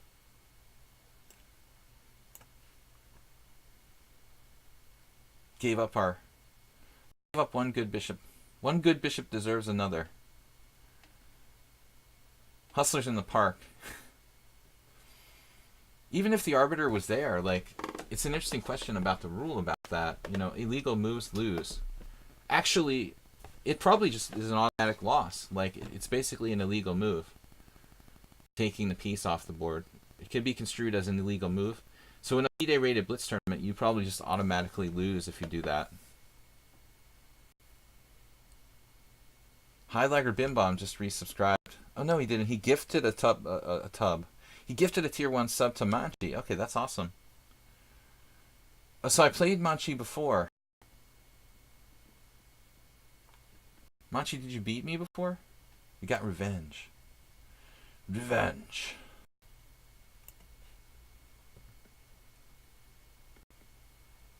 Cane Man. The Revenge of Cane Man.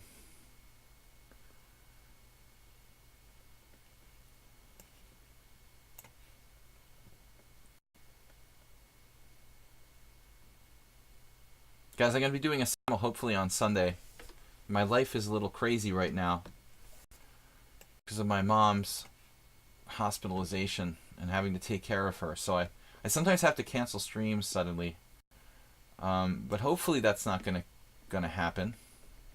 Though I never know.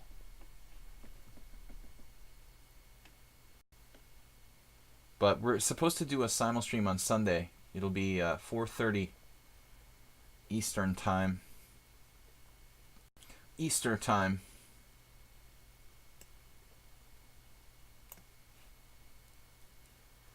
$4:30 Eastern time on Sunday.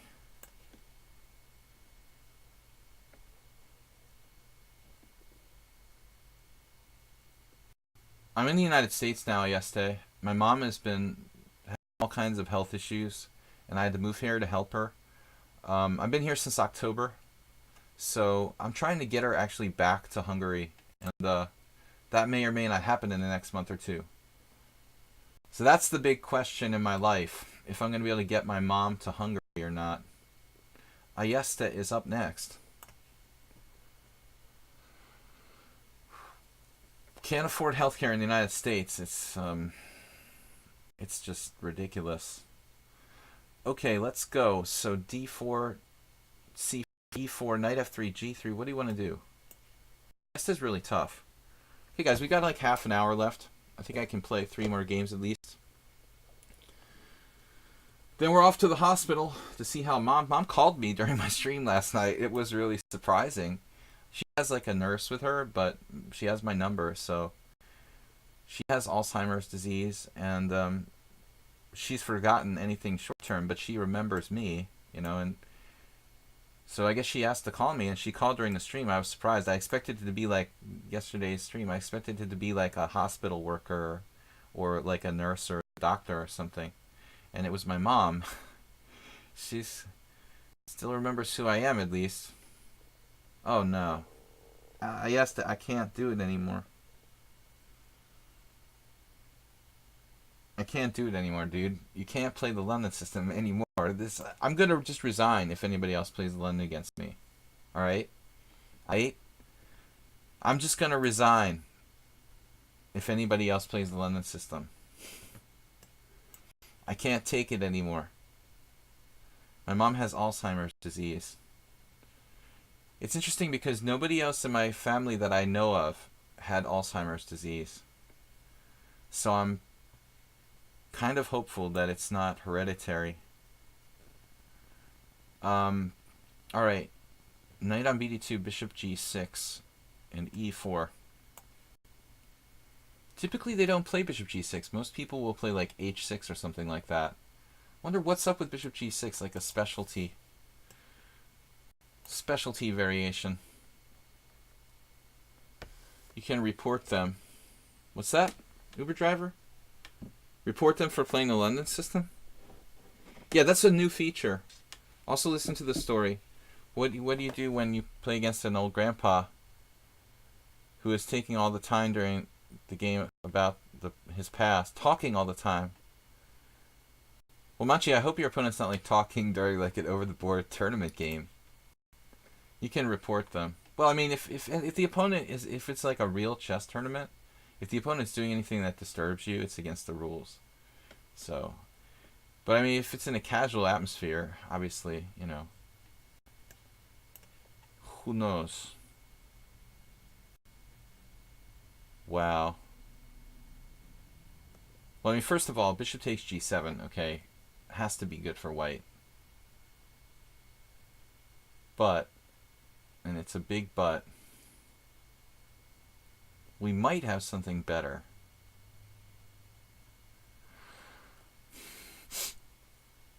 So, let's say like rook e1. I mean, he could just protect his knight with knight f6. I don't think that's what I want here. We may not have any choices. I mean, there's queen d4, another move that does nothing. So it looks like I have to take. You have to take. You must to take. Balkan English. I have so many friends who sound like this. You must to take. Bishop to b2. Try moving twice in a row. That's my advice to Manchi.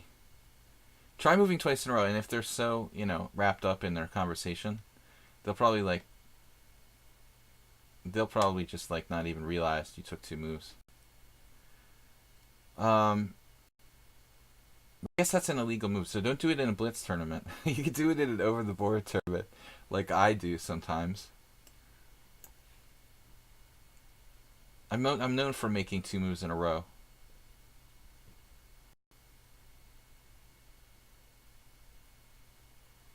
I think it's a great strategy against a talker.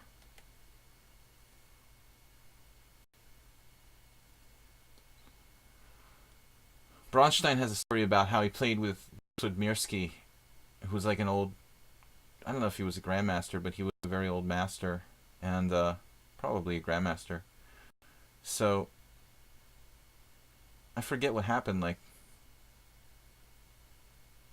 maybe Dusodmirsky played the King's Gambit, and Bronstein declined it or something, and Dusodmirsky, like, started yelling at him, like, you have to take the pawn, how can you not take the pawn?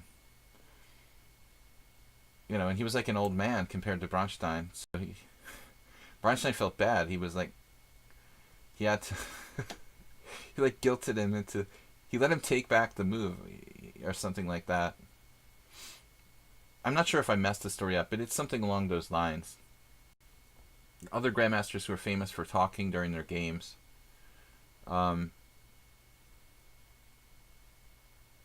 Najdorf apparently was famous for talking and doing everything during his games. He would like ask spectators about his position and stuff.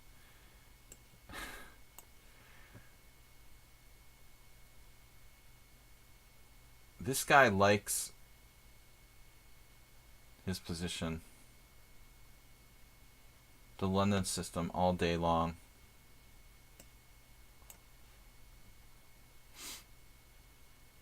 Every single game, it's two bishops against the London system. Put bishops on long diagonals and face the London system. Is it too late to start chess 16? Manchi, interestingly, a guy I know, you know, grandmaster from Latvia, Normans Mietsis, actually started later than that. I believe he was like 18, 17, or 18, he told me, when he started playing. Which is pretty insane. I mean, that's extremely unusual. But just to show you, you know, what's possible. I forget what Mietsis said. It was at least 18. He might have even said older. I don't remember now. It was a while ago. But I just remember being like utterly shocked about what he said, you know, about this fact. Obviously, I'm repeating moves here. I've noticed Ayeste. Ayeste, are you a subscriber to the stream still? Maybe he's not a subscriber anymore, but Ayeste used to be. But he's been a regular on my stream a lot, and he's improved crazily in the last year. I mean, he seems like he's gotten so much stronger. But actually, ironically, I think he did beat me the first time we played. Way, way back. Bishop d6, knight c4, knight d6 look good. Yes. It's too late. You're right, High Legger Bim Bom. I was being too principled. I should try calculating once in a while. So take knight c4. What are we talking about? Take knight c4, and then something like queen e7, knight d6 check, king b8, and black stays alive.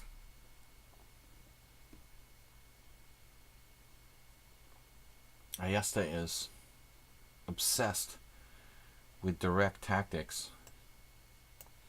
I'm not going to stand for that.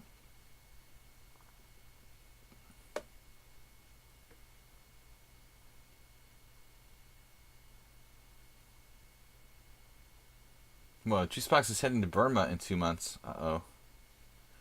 What's up, Juicebox?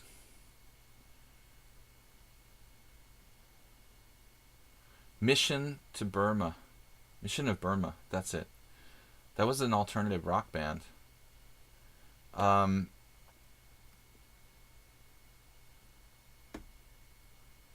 were pretty good, actually. Alright, screw it. I'm going to take this. I mean, this piece is a centerpiece of Black's position. It's cool to start chess later in life because of your greater capacity to appreciate your own growth and enjoy improving. You have a greater capacity to be normal, I would say. Like, would be a different way of putting that.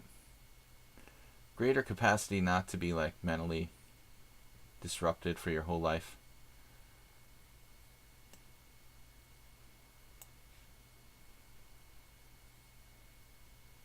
We could definitely twist Jen's words into something slightly different.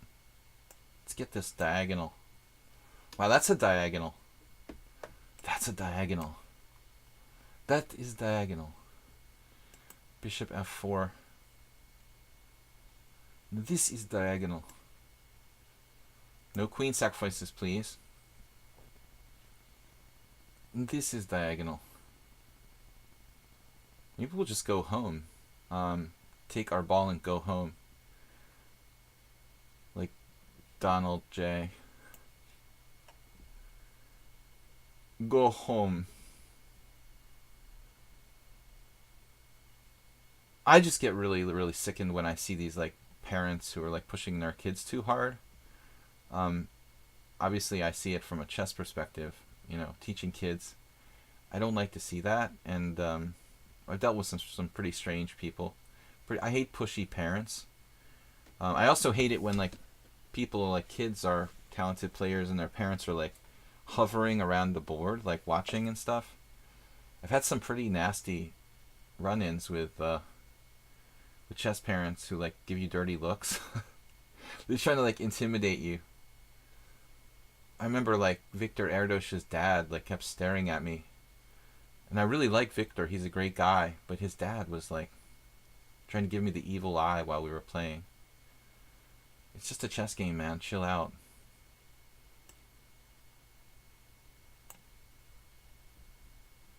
Actually, Victor is a great kid. One of my favorite Hungarian players. Victor. The Victator. Queen d6, trading queens against the dangerous Ayeste. I'm just trying to massage the position. You're a coach. Hating pushy parents is not part of the job. Man, I'm a GDI. I'm not like the traditional, you know, chess coach. I do what I want. Alright, man. You're not giving up yet, are you? You're supposed to give up. Give it up. These bishops are really raking. Wow, the diagonal of death. Can you believe he had the audacity to play that move? I can't believe it. The audacity of him to play that. How could you dare?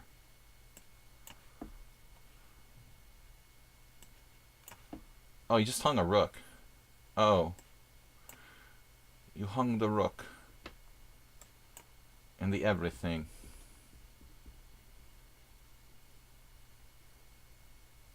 I mean, in any sport you're gonna see pushy parents, but I just don't deal with that. I won't teach the kid if their parents are idiots. All right. So what do we got for time here? We still have like 25 minutes left in the stream, so we're gonna play like 3 games. Only stupid names left.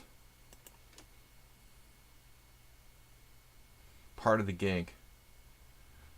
Well, I try to remain as if I if I wanted to work for people I didn't like, I wouldn't be a chess. You know, I would have been basically I would have had a day job. You know.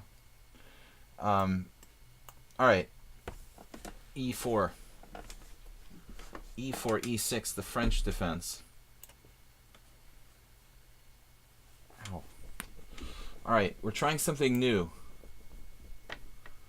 So, Juicebox, I couldn't follow all your comments. I know you said you might be moving to Burma. Burma shave. All right. Playing more stuff I don't really know could be bad for my health.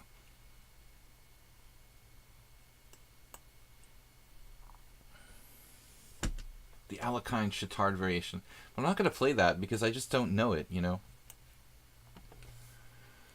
Why should we play something we don't know? So if I played like Bishop E3, I'd be down a tempo in a classical French, right? Move 11, you never played this, right? I mean, I know this is like the main line. It's similar to the classical French, but different. I always play the classical with E5 on move 4 when I face this. Or Stein, I don't know what you call it. You know, the classical is like knight F6. But basically when white pushes with E5, that's also the classical French. This is the main line to stop the white knight from getting into B5. But not sure how you make the distinction with 4 E5. Whether that's called like the Steinitz variation or it just doesn't really have a name. It's just another version of a further point in the within the classical French, basically. Okay, so C5 now. What do I do here? I'm out of book. I mean, there's something principled about taking this. Something unprincipled about it too. But it kind of feels like if you're going to take it, then you ought to just take it now. Forever hold your peace. Take it now. Just take. Bishop D3. Develop. Queen D2. Queen E2. Bishop D3 and Queen E2. Knight A4. Now, this is like a running commentary of what I'm thinking right now. Just to give you guys an idea of what an average to bad chess player thinks. Running commentary of my thought process here. Alright, let's just do the bishop. Welcome everybody. Thanks again for subscribing and we've got a couple new subscriptions today. Thanks again for supporting the stream with donations. You guys can also support with a Streamlabs donation, so there's like streaming donation tab on the stream, and if you click on the Panda GIF, courtesy of Yabadas, you can do a donation that way. But you can also just donate via PayPal. I much appreciate the support. So Will stops black dismantling his center by dismantling himself. It's an inevitable exchange of pawns, right? But this is like just classic Nimzovich. Give up the center and then try to use the square. I don't see myself really getting a Steinitzian kind of lock on the D4, but this is the basic premise. So move 11 says black scores well with H6 in response to Alekhine Chittard. White plays F4. Weaknesses on the king's side. Interesting. Yeah, I wouldn't play the Alekhine Chittard. It's a gambit. I mean, I wouldn't play it without knowing it, basically. What we're talking about is H4 here. An old gambit that's still probably popular even today. But basically, you've got to know a lot of theory to play that. I mean, whoever plays this for black, they better know it, because if they don't, then they won't be playing this opening for long. I'm just assuming that anybody I'm facing knows that really well, because that's one of the main things, you know, and that's one of the main things that you can do with white. The most aggressive line, basically. So that's the Alyokhin Chittard variation. Chittard, I don't know, but I assume he was French. I go way back with... Do I know some Bosnian players? I played with Borky. We had a draw. Ivan Sokolov. I lost against him. What other Bosnian players have I played? It's a good question. I don't know if I've played any other Bosnian players. I must have, but now that I'm thinking about it, probably some lesser known guys. I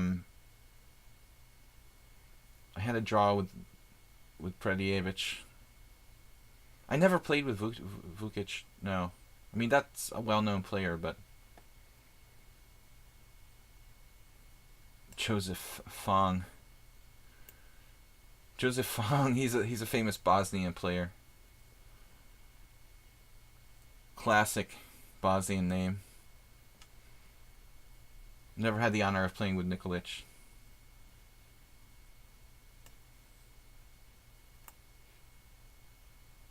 Bosnian players from New Hampshire.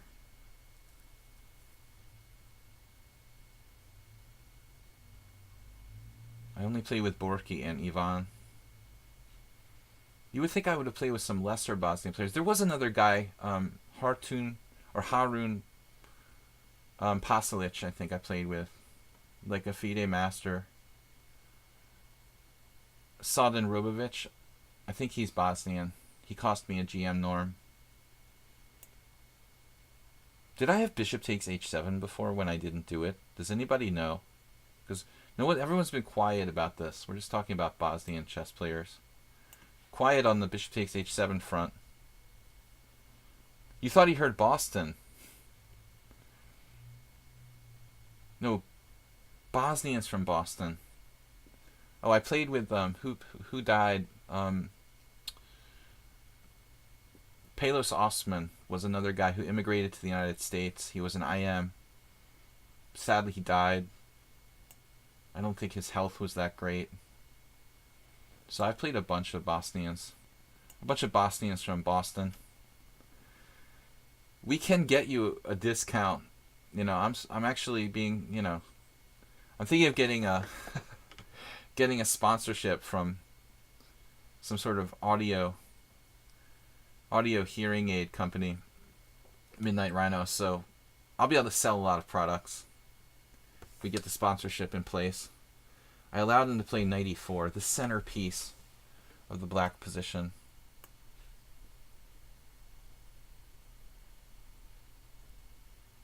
We're just counting how many Bosnian players I've played. Bostonians, never played any of those.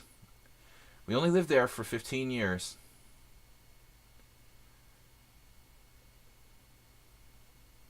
A mental glitch. G4. There's probably a good chance for me to like smothered mate myself here. Real easily. Actually not that easy to do. Please don't smothered mate me.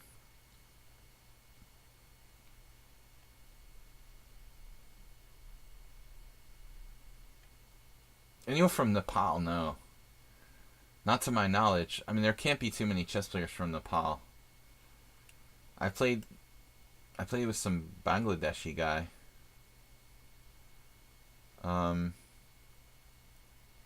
That's at least close geographically.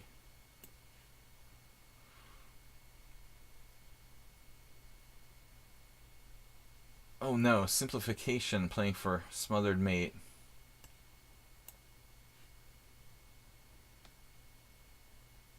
G4. I'm just trying to play G4. Gary's half Nepalese. Guys, I gotta go in like 15 minutes, so we have time for 2 more games max. I have a date with the hospital. See how my mom's doing today. Midnight Rhino. Thanks guys for subscribing. We're going for it.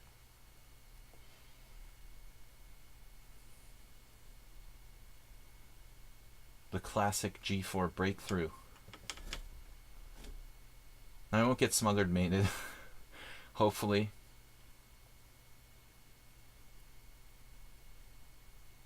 Now, obviously, I could take the knight at some point and try to play, you know, with good knight versus bad bishop, but it's a pretty good piece, that bad bishop. We both have good pieces. I mean, it's a heck of a defender. But Nepal is such a small country, they can hardly have very many chess players. They don't even... do they even have, like, an Olympic chess team for Nepal? I wouldn't think so. Queen h4. I was expecting, half expecting.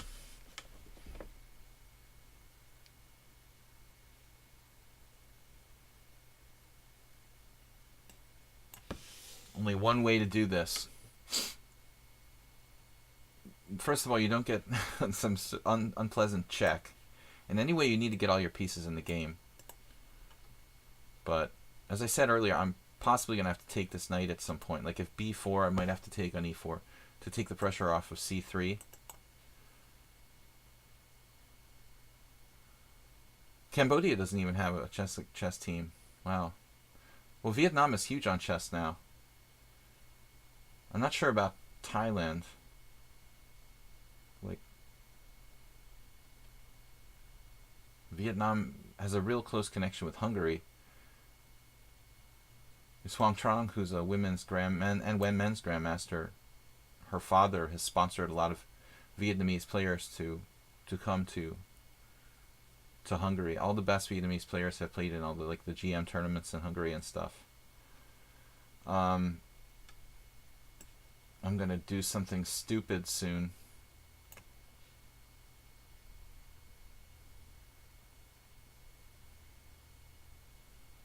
He lost on time. Hung really tough there. Is Queen h3 a good move? Apparently I'm winning, but it's not that simple winning. Alright guys, we have time for like 1 or 2 last games. Garmin has challenged me to rate it, so I don't do that. Sorry, Garmin. I don't want to lose all my rating points while I'm commentating. Distracted. I don't play rated games. Boston chess. Bosnian chess.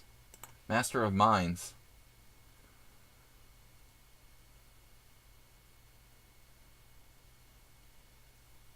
Exlinted. Oh, Exlinted? Are you from Nepal? You have almost 300 rated players, and you have an Olympic team. And a friend of yours beat Amon Hambleton. Oh, I think I saw that game. That was remarkable. I think that somebody actually submitted that game to my stream when we do an analysis stream on Thursdays. There's a recollection I have of seeing that a couple of months ago, actually. So Master of Minds playing the Budapest Gambit in honor of my city of residence, although I'm not in Budapest now.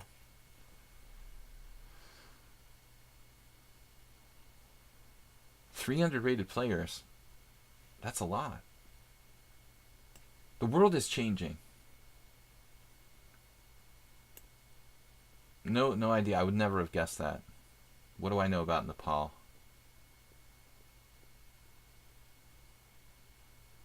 Queen e7. Yes, this is something strange here. You're supposed to play bishop b4 check first. He's playing without bishop b4 check. Therefore, knight to c3. And we don't focus on material, we focus on the d5 square. Yesterday, Move 11 submitted a game for our subscriber stream. It was Kramnik against Leko. And it was a weird opening. Like d4, knight f6, c4, g6, f3, e5. But the structure reminded me of the Budapest. The weakness of the d5 square, in particular, very problematic for Leko. And he was lucky he actually beat Kramnik in this game we looked at. But basically it was it wasn't a good position. Kramnik for Dr. Vlad. Please don't have queen b4 check. You had a 1300 at the Marshall Club, beating a 2300 FIDE master recently. The 1,000-point upset. The upset prize. It looks like Mastermind's just blundered. There was Mastermind? There was an account Mastermind. No, this is a disaster. He loses his queen and everything.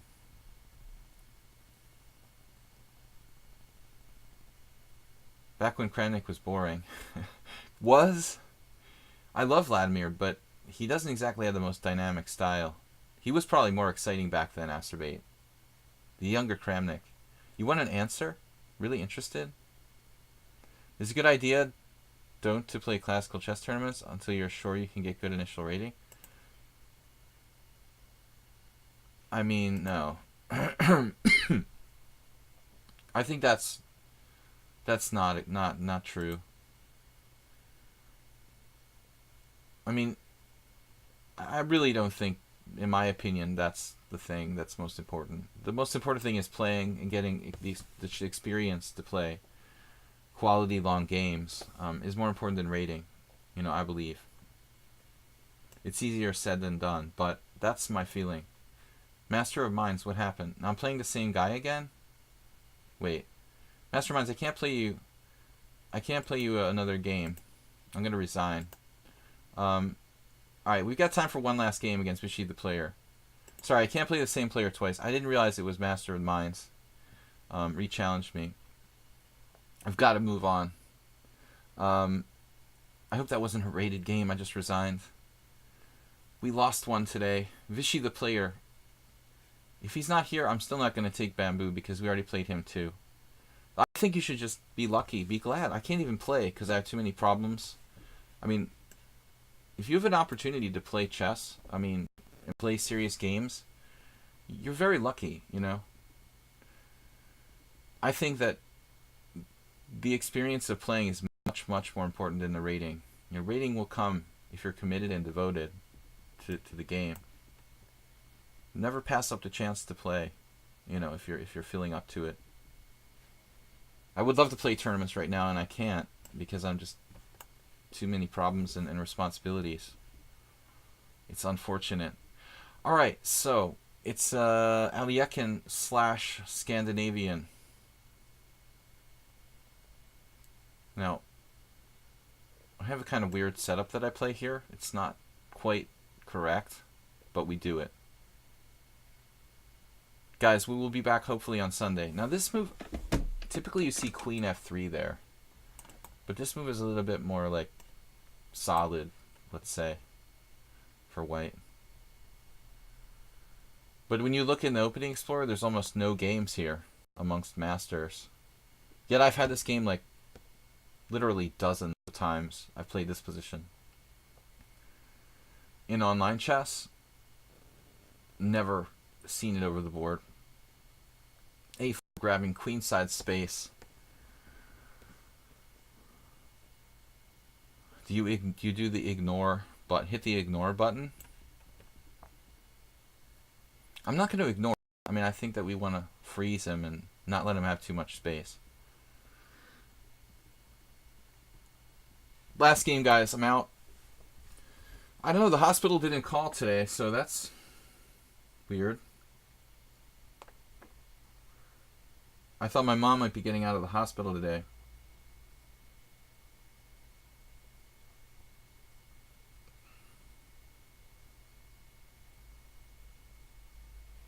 Alright, nothing new. No news is good news? That's a theory, but I'm not sure that's true. Do you guys think that no news is always good news? That's what they say. But I'm not so certain. Alright, so I'm thinking I can't play knight d7 because I drop a pawn here, so we have to play bishop e7. But this is useful for two reasons. It covers the e file. It also allows me not to lose a pawn with knight d7. That's the other deep reason why it's good. But Vishy, the player, we had a draw. Oh, he played really, really well the last time. Where's Bob?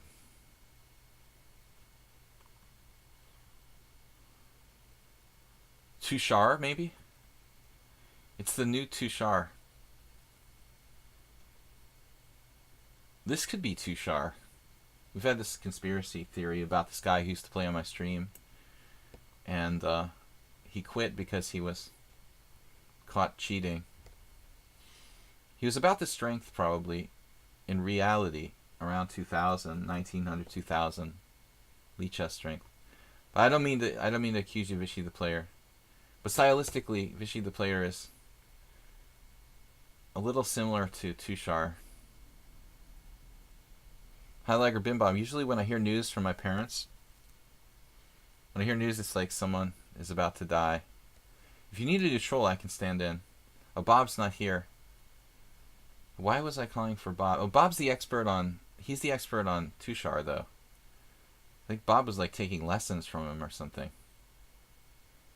Bob was a believer in Tushar. I always had a kind of funny feeling about him, but I never thought he was like blatantly cheating all the time. But apparently he was cheating a lot. But I think he had started out semi-honest and kind of started cheating more and more. Like he was addicted. He became addicted to cheating after a while. So far, I mean, this guy drew the other game against me, also in 5+3. Played really, really well. But the 2000 is not bad. 2000 players should nick me for draws here and there. Occasionally beat me. Like what Move 11 was talking about, a 1300 beating a 2300. I mean, that should really literally never happen unless like the 2300 was like drunk and dropped a piece or wasn't. Yeah, I mean, it could happen. It would have to be some kind of, it should be like some sort of insane one move blunder that that would explain that. Lifestyle cheat. Addicted to lifestyle cheating. Guys, I'm going to have to decline the other challenges from Bamboo Stick who I already played. And sadly, Boston Chess. Because I love Boston. But when you gotta go, you gotta go. Live like a GM. Well, you can be a cheater and a GM too. So you do it all, Acerbate. There's no restrictions. Don't be afraid to do it all. It's been done. Just being a Grandmaster doesn't mean you can't be a cheater too. Be brave. Yeah, this is very, very Tushar-like.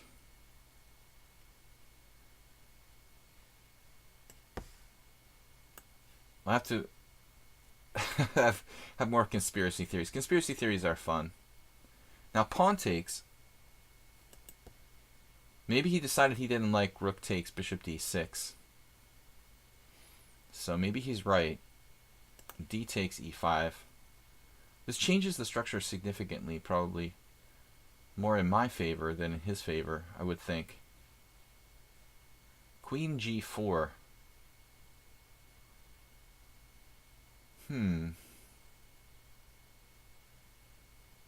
b5, tactics.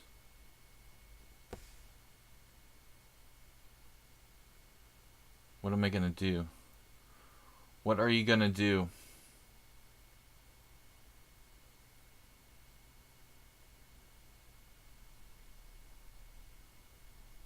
Someone becoming a GM by blatantly cheating is unheard of. But what's not unheard of is people already GMs who are cheaters. That's become standard practice. Sebastian Feller. Instantly. I have to go, guys. It's almost time to go.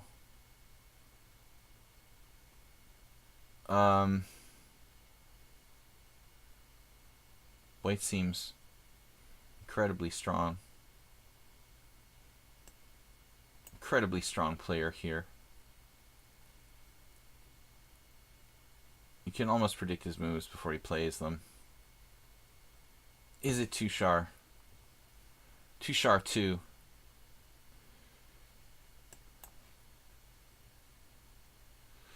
They always say that, Acerbate. They only did it the one time. We're never going to do it again. I only cheated the one time. I'm sorry. I'll never do it again. I'm not sure I subscribe to that theory. Once a cheater, you know what they say. Once a cheater, always a cheater.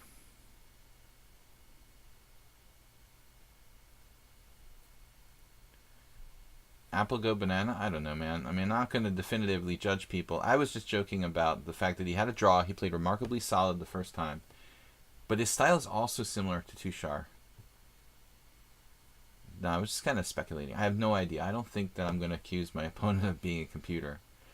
But I just remember the first game was rock solid and took me all the way to the wire.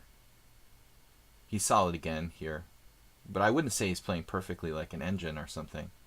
Certainly not. Though maybe, it's hard to tell. I would never ever accuse someone based on one game. But 2 games, definitely. Okay, knight h5 now. Uh-oh, there's the phone. Alright. Probably gonna lose this one. What happened? Hello? Hello?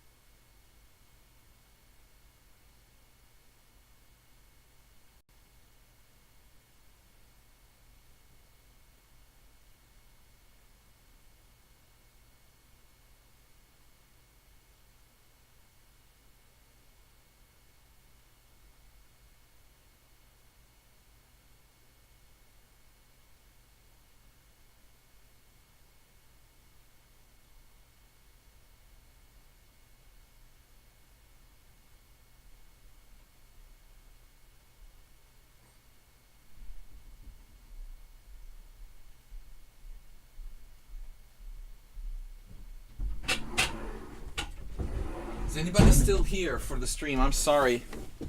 Very important conversation. Oh, you gave me 15 seconds. Let's finish this game. We'll surprise him when he's not ready. But I had to talk, unfortunately. Anyways, you guys have been waiting for nothing. It's the end of the stream. I'm going to offer a draw here. Medic Carl. Where'd he go? I have personal issues. Alright, so it's a draw. Final game for today anyway. I'm sorry to keep everybody kind of hanging at the last moment. I was just ending the stream anyways, so we were just kind of hanging for that game. What do I think about dual streams with followers? I never tried it, you know, but it's interesting. So guys, I have to go, resolve stuff for the personal life. We'll be back tomorrow, let's see, not tomorrow, Sunday with a simul. Hopefully we'll be back Sunday with a simul at 4:30, if all goes well. Yeah, take care, guys. Thanks, JCS, for moderating. And thanks to everybody for watching. Sorry to keep you in the void there at the end, but I didn't really have a choice. I had to take this call, and it was my only chance to speak to the person. So I had to leave the stream on hold for 5 minutes. How long was it? Thanks everybody for watching and for playing. We'll be back on Sunday with the simul. 20 plus players Sunday. Next stream. Sunday. Sunday. Where is it? We're lagging here. Next stream Sunday at 4:30 ET. Simul. I'm getting a lot of lag. Thanks again, everybody, and goodbye from the Pondas. Hello. So we'll see you guys then. Thanks for watching. Bye now.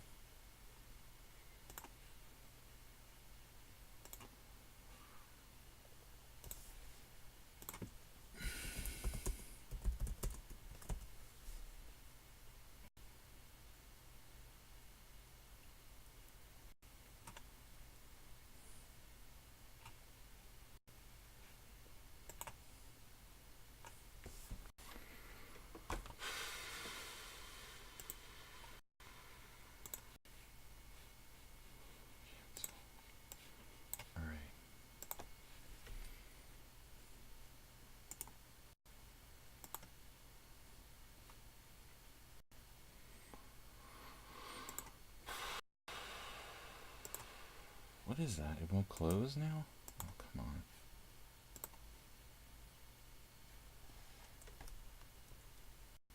Can't close it.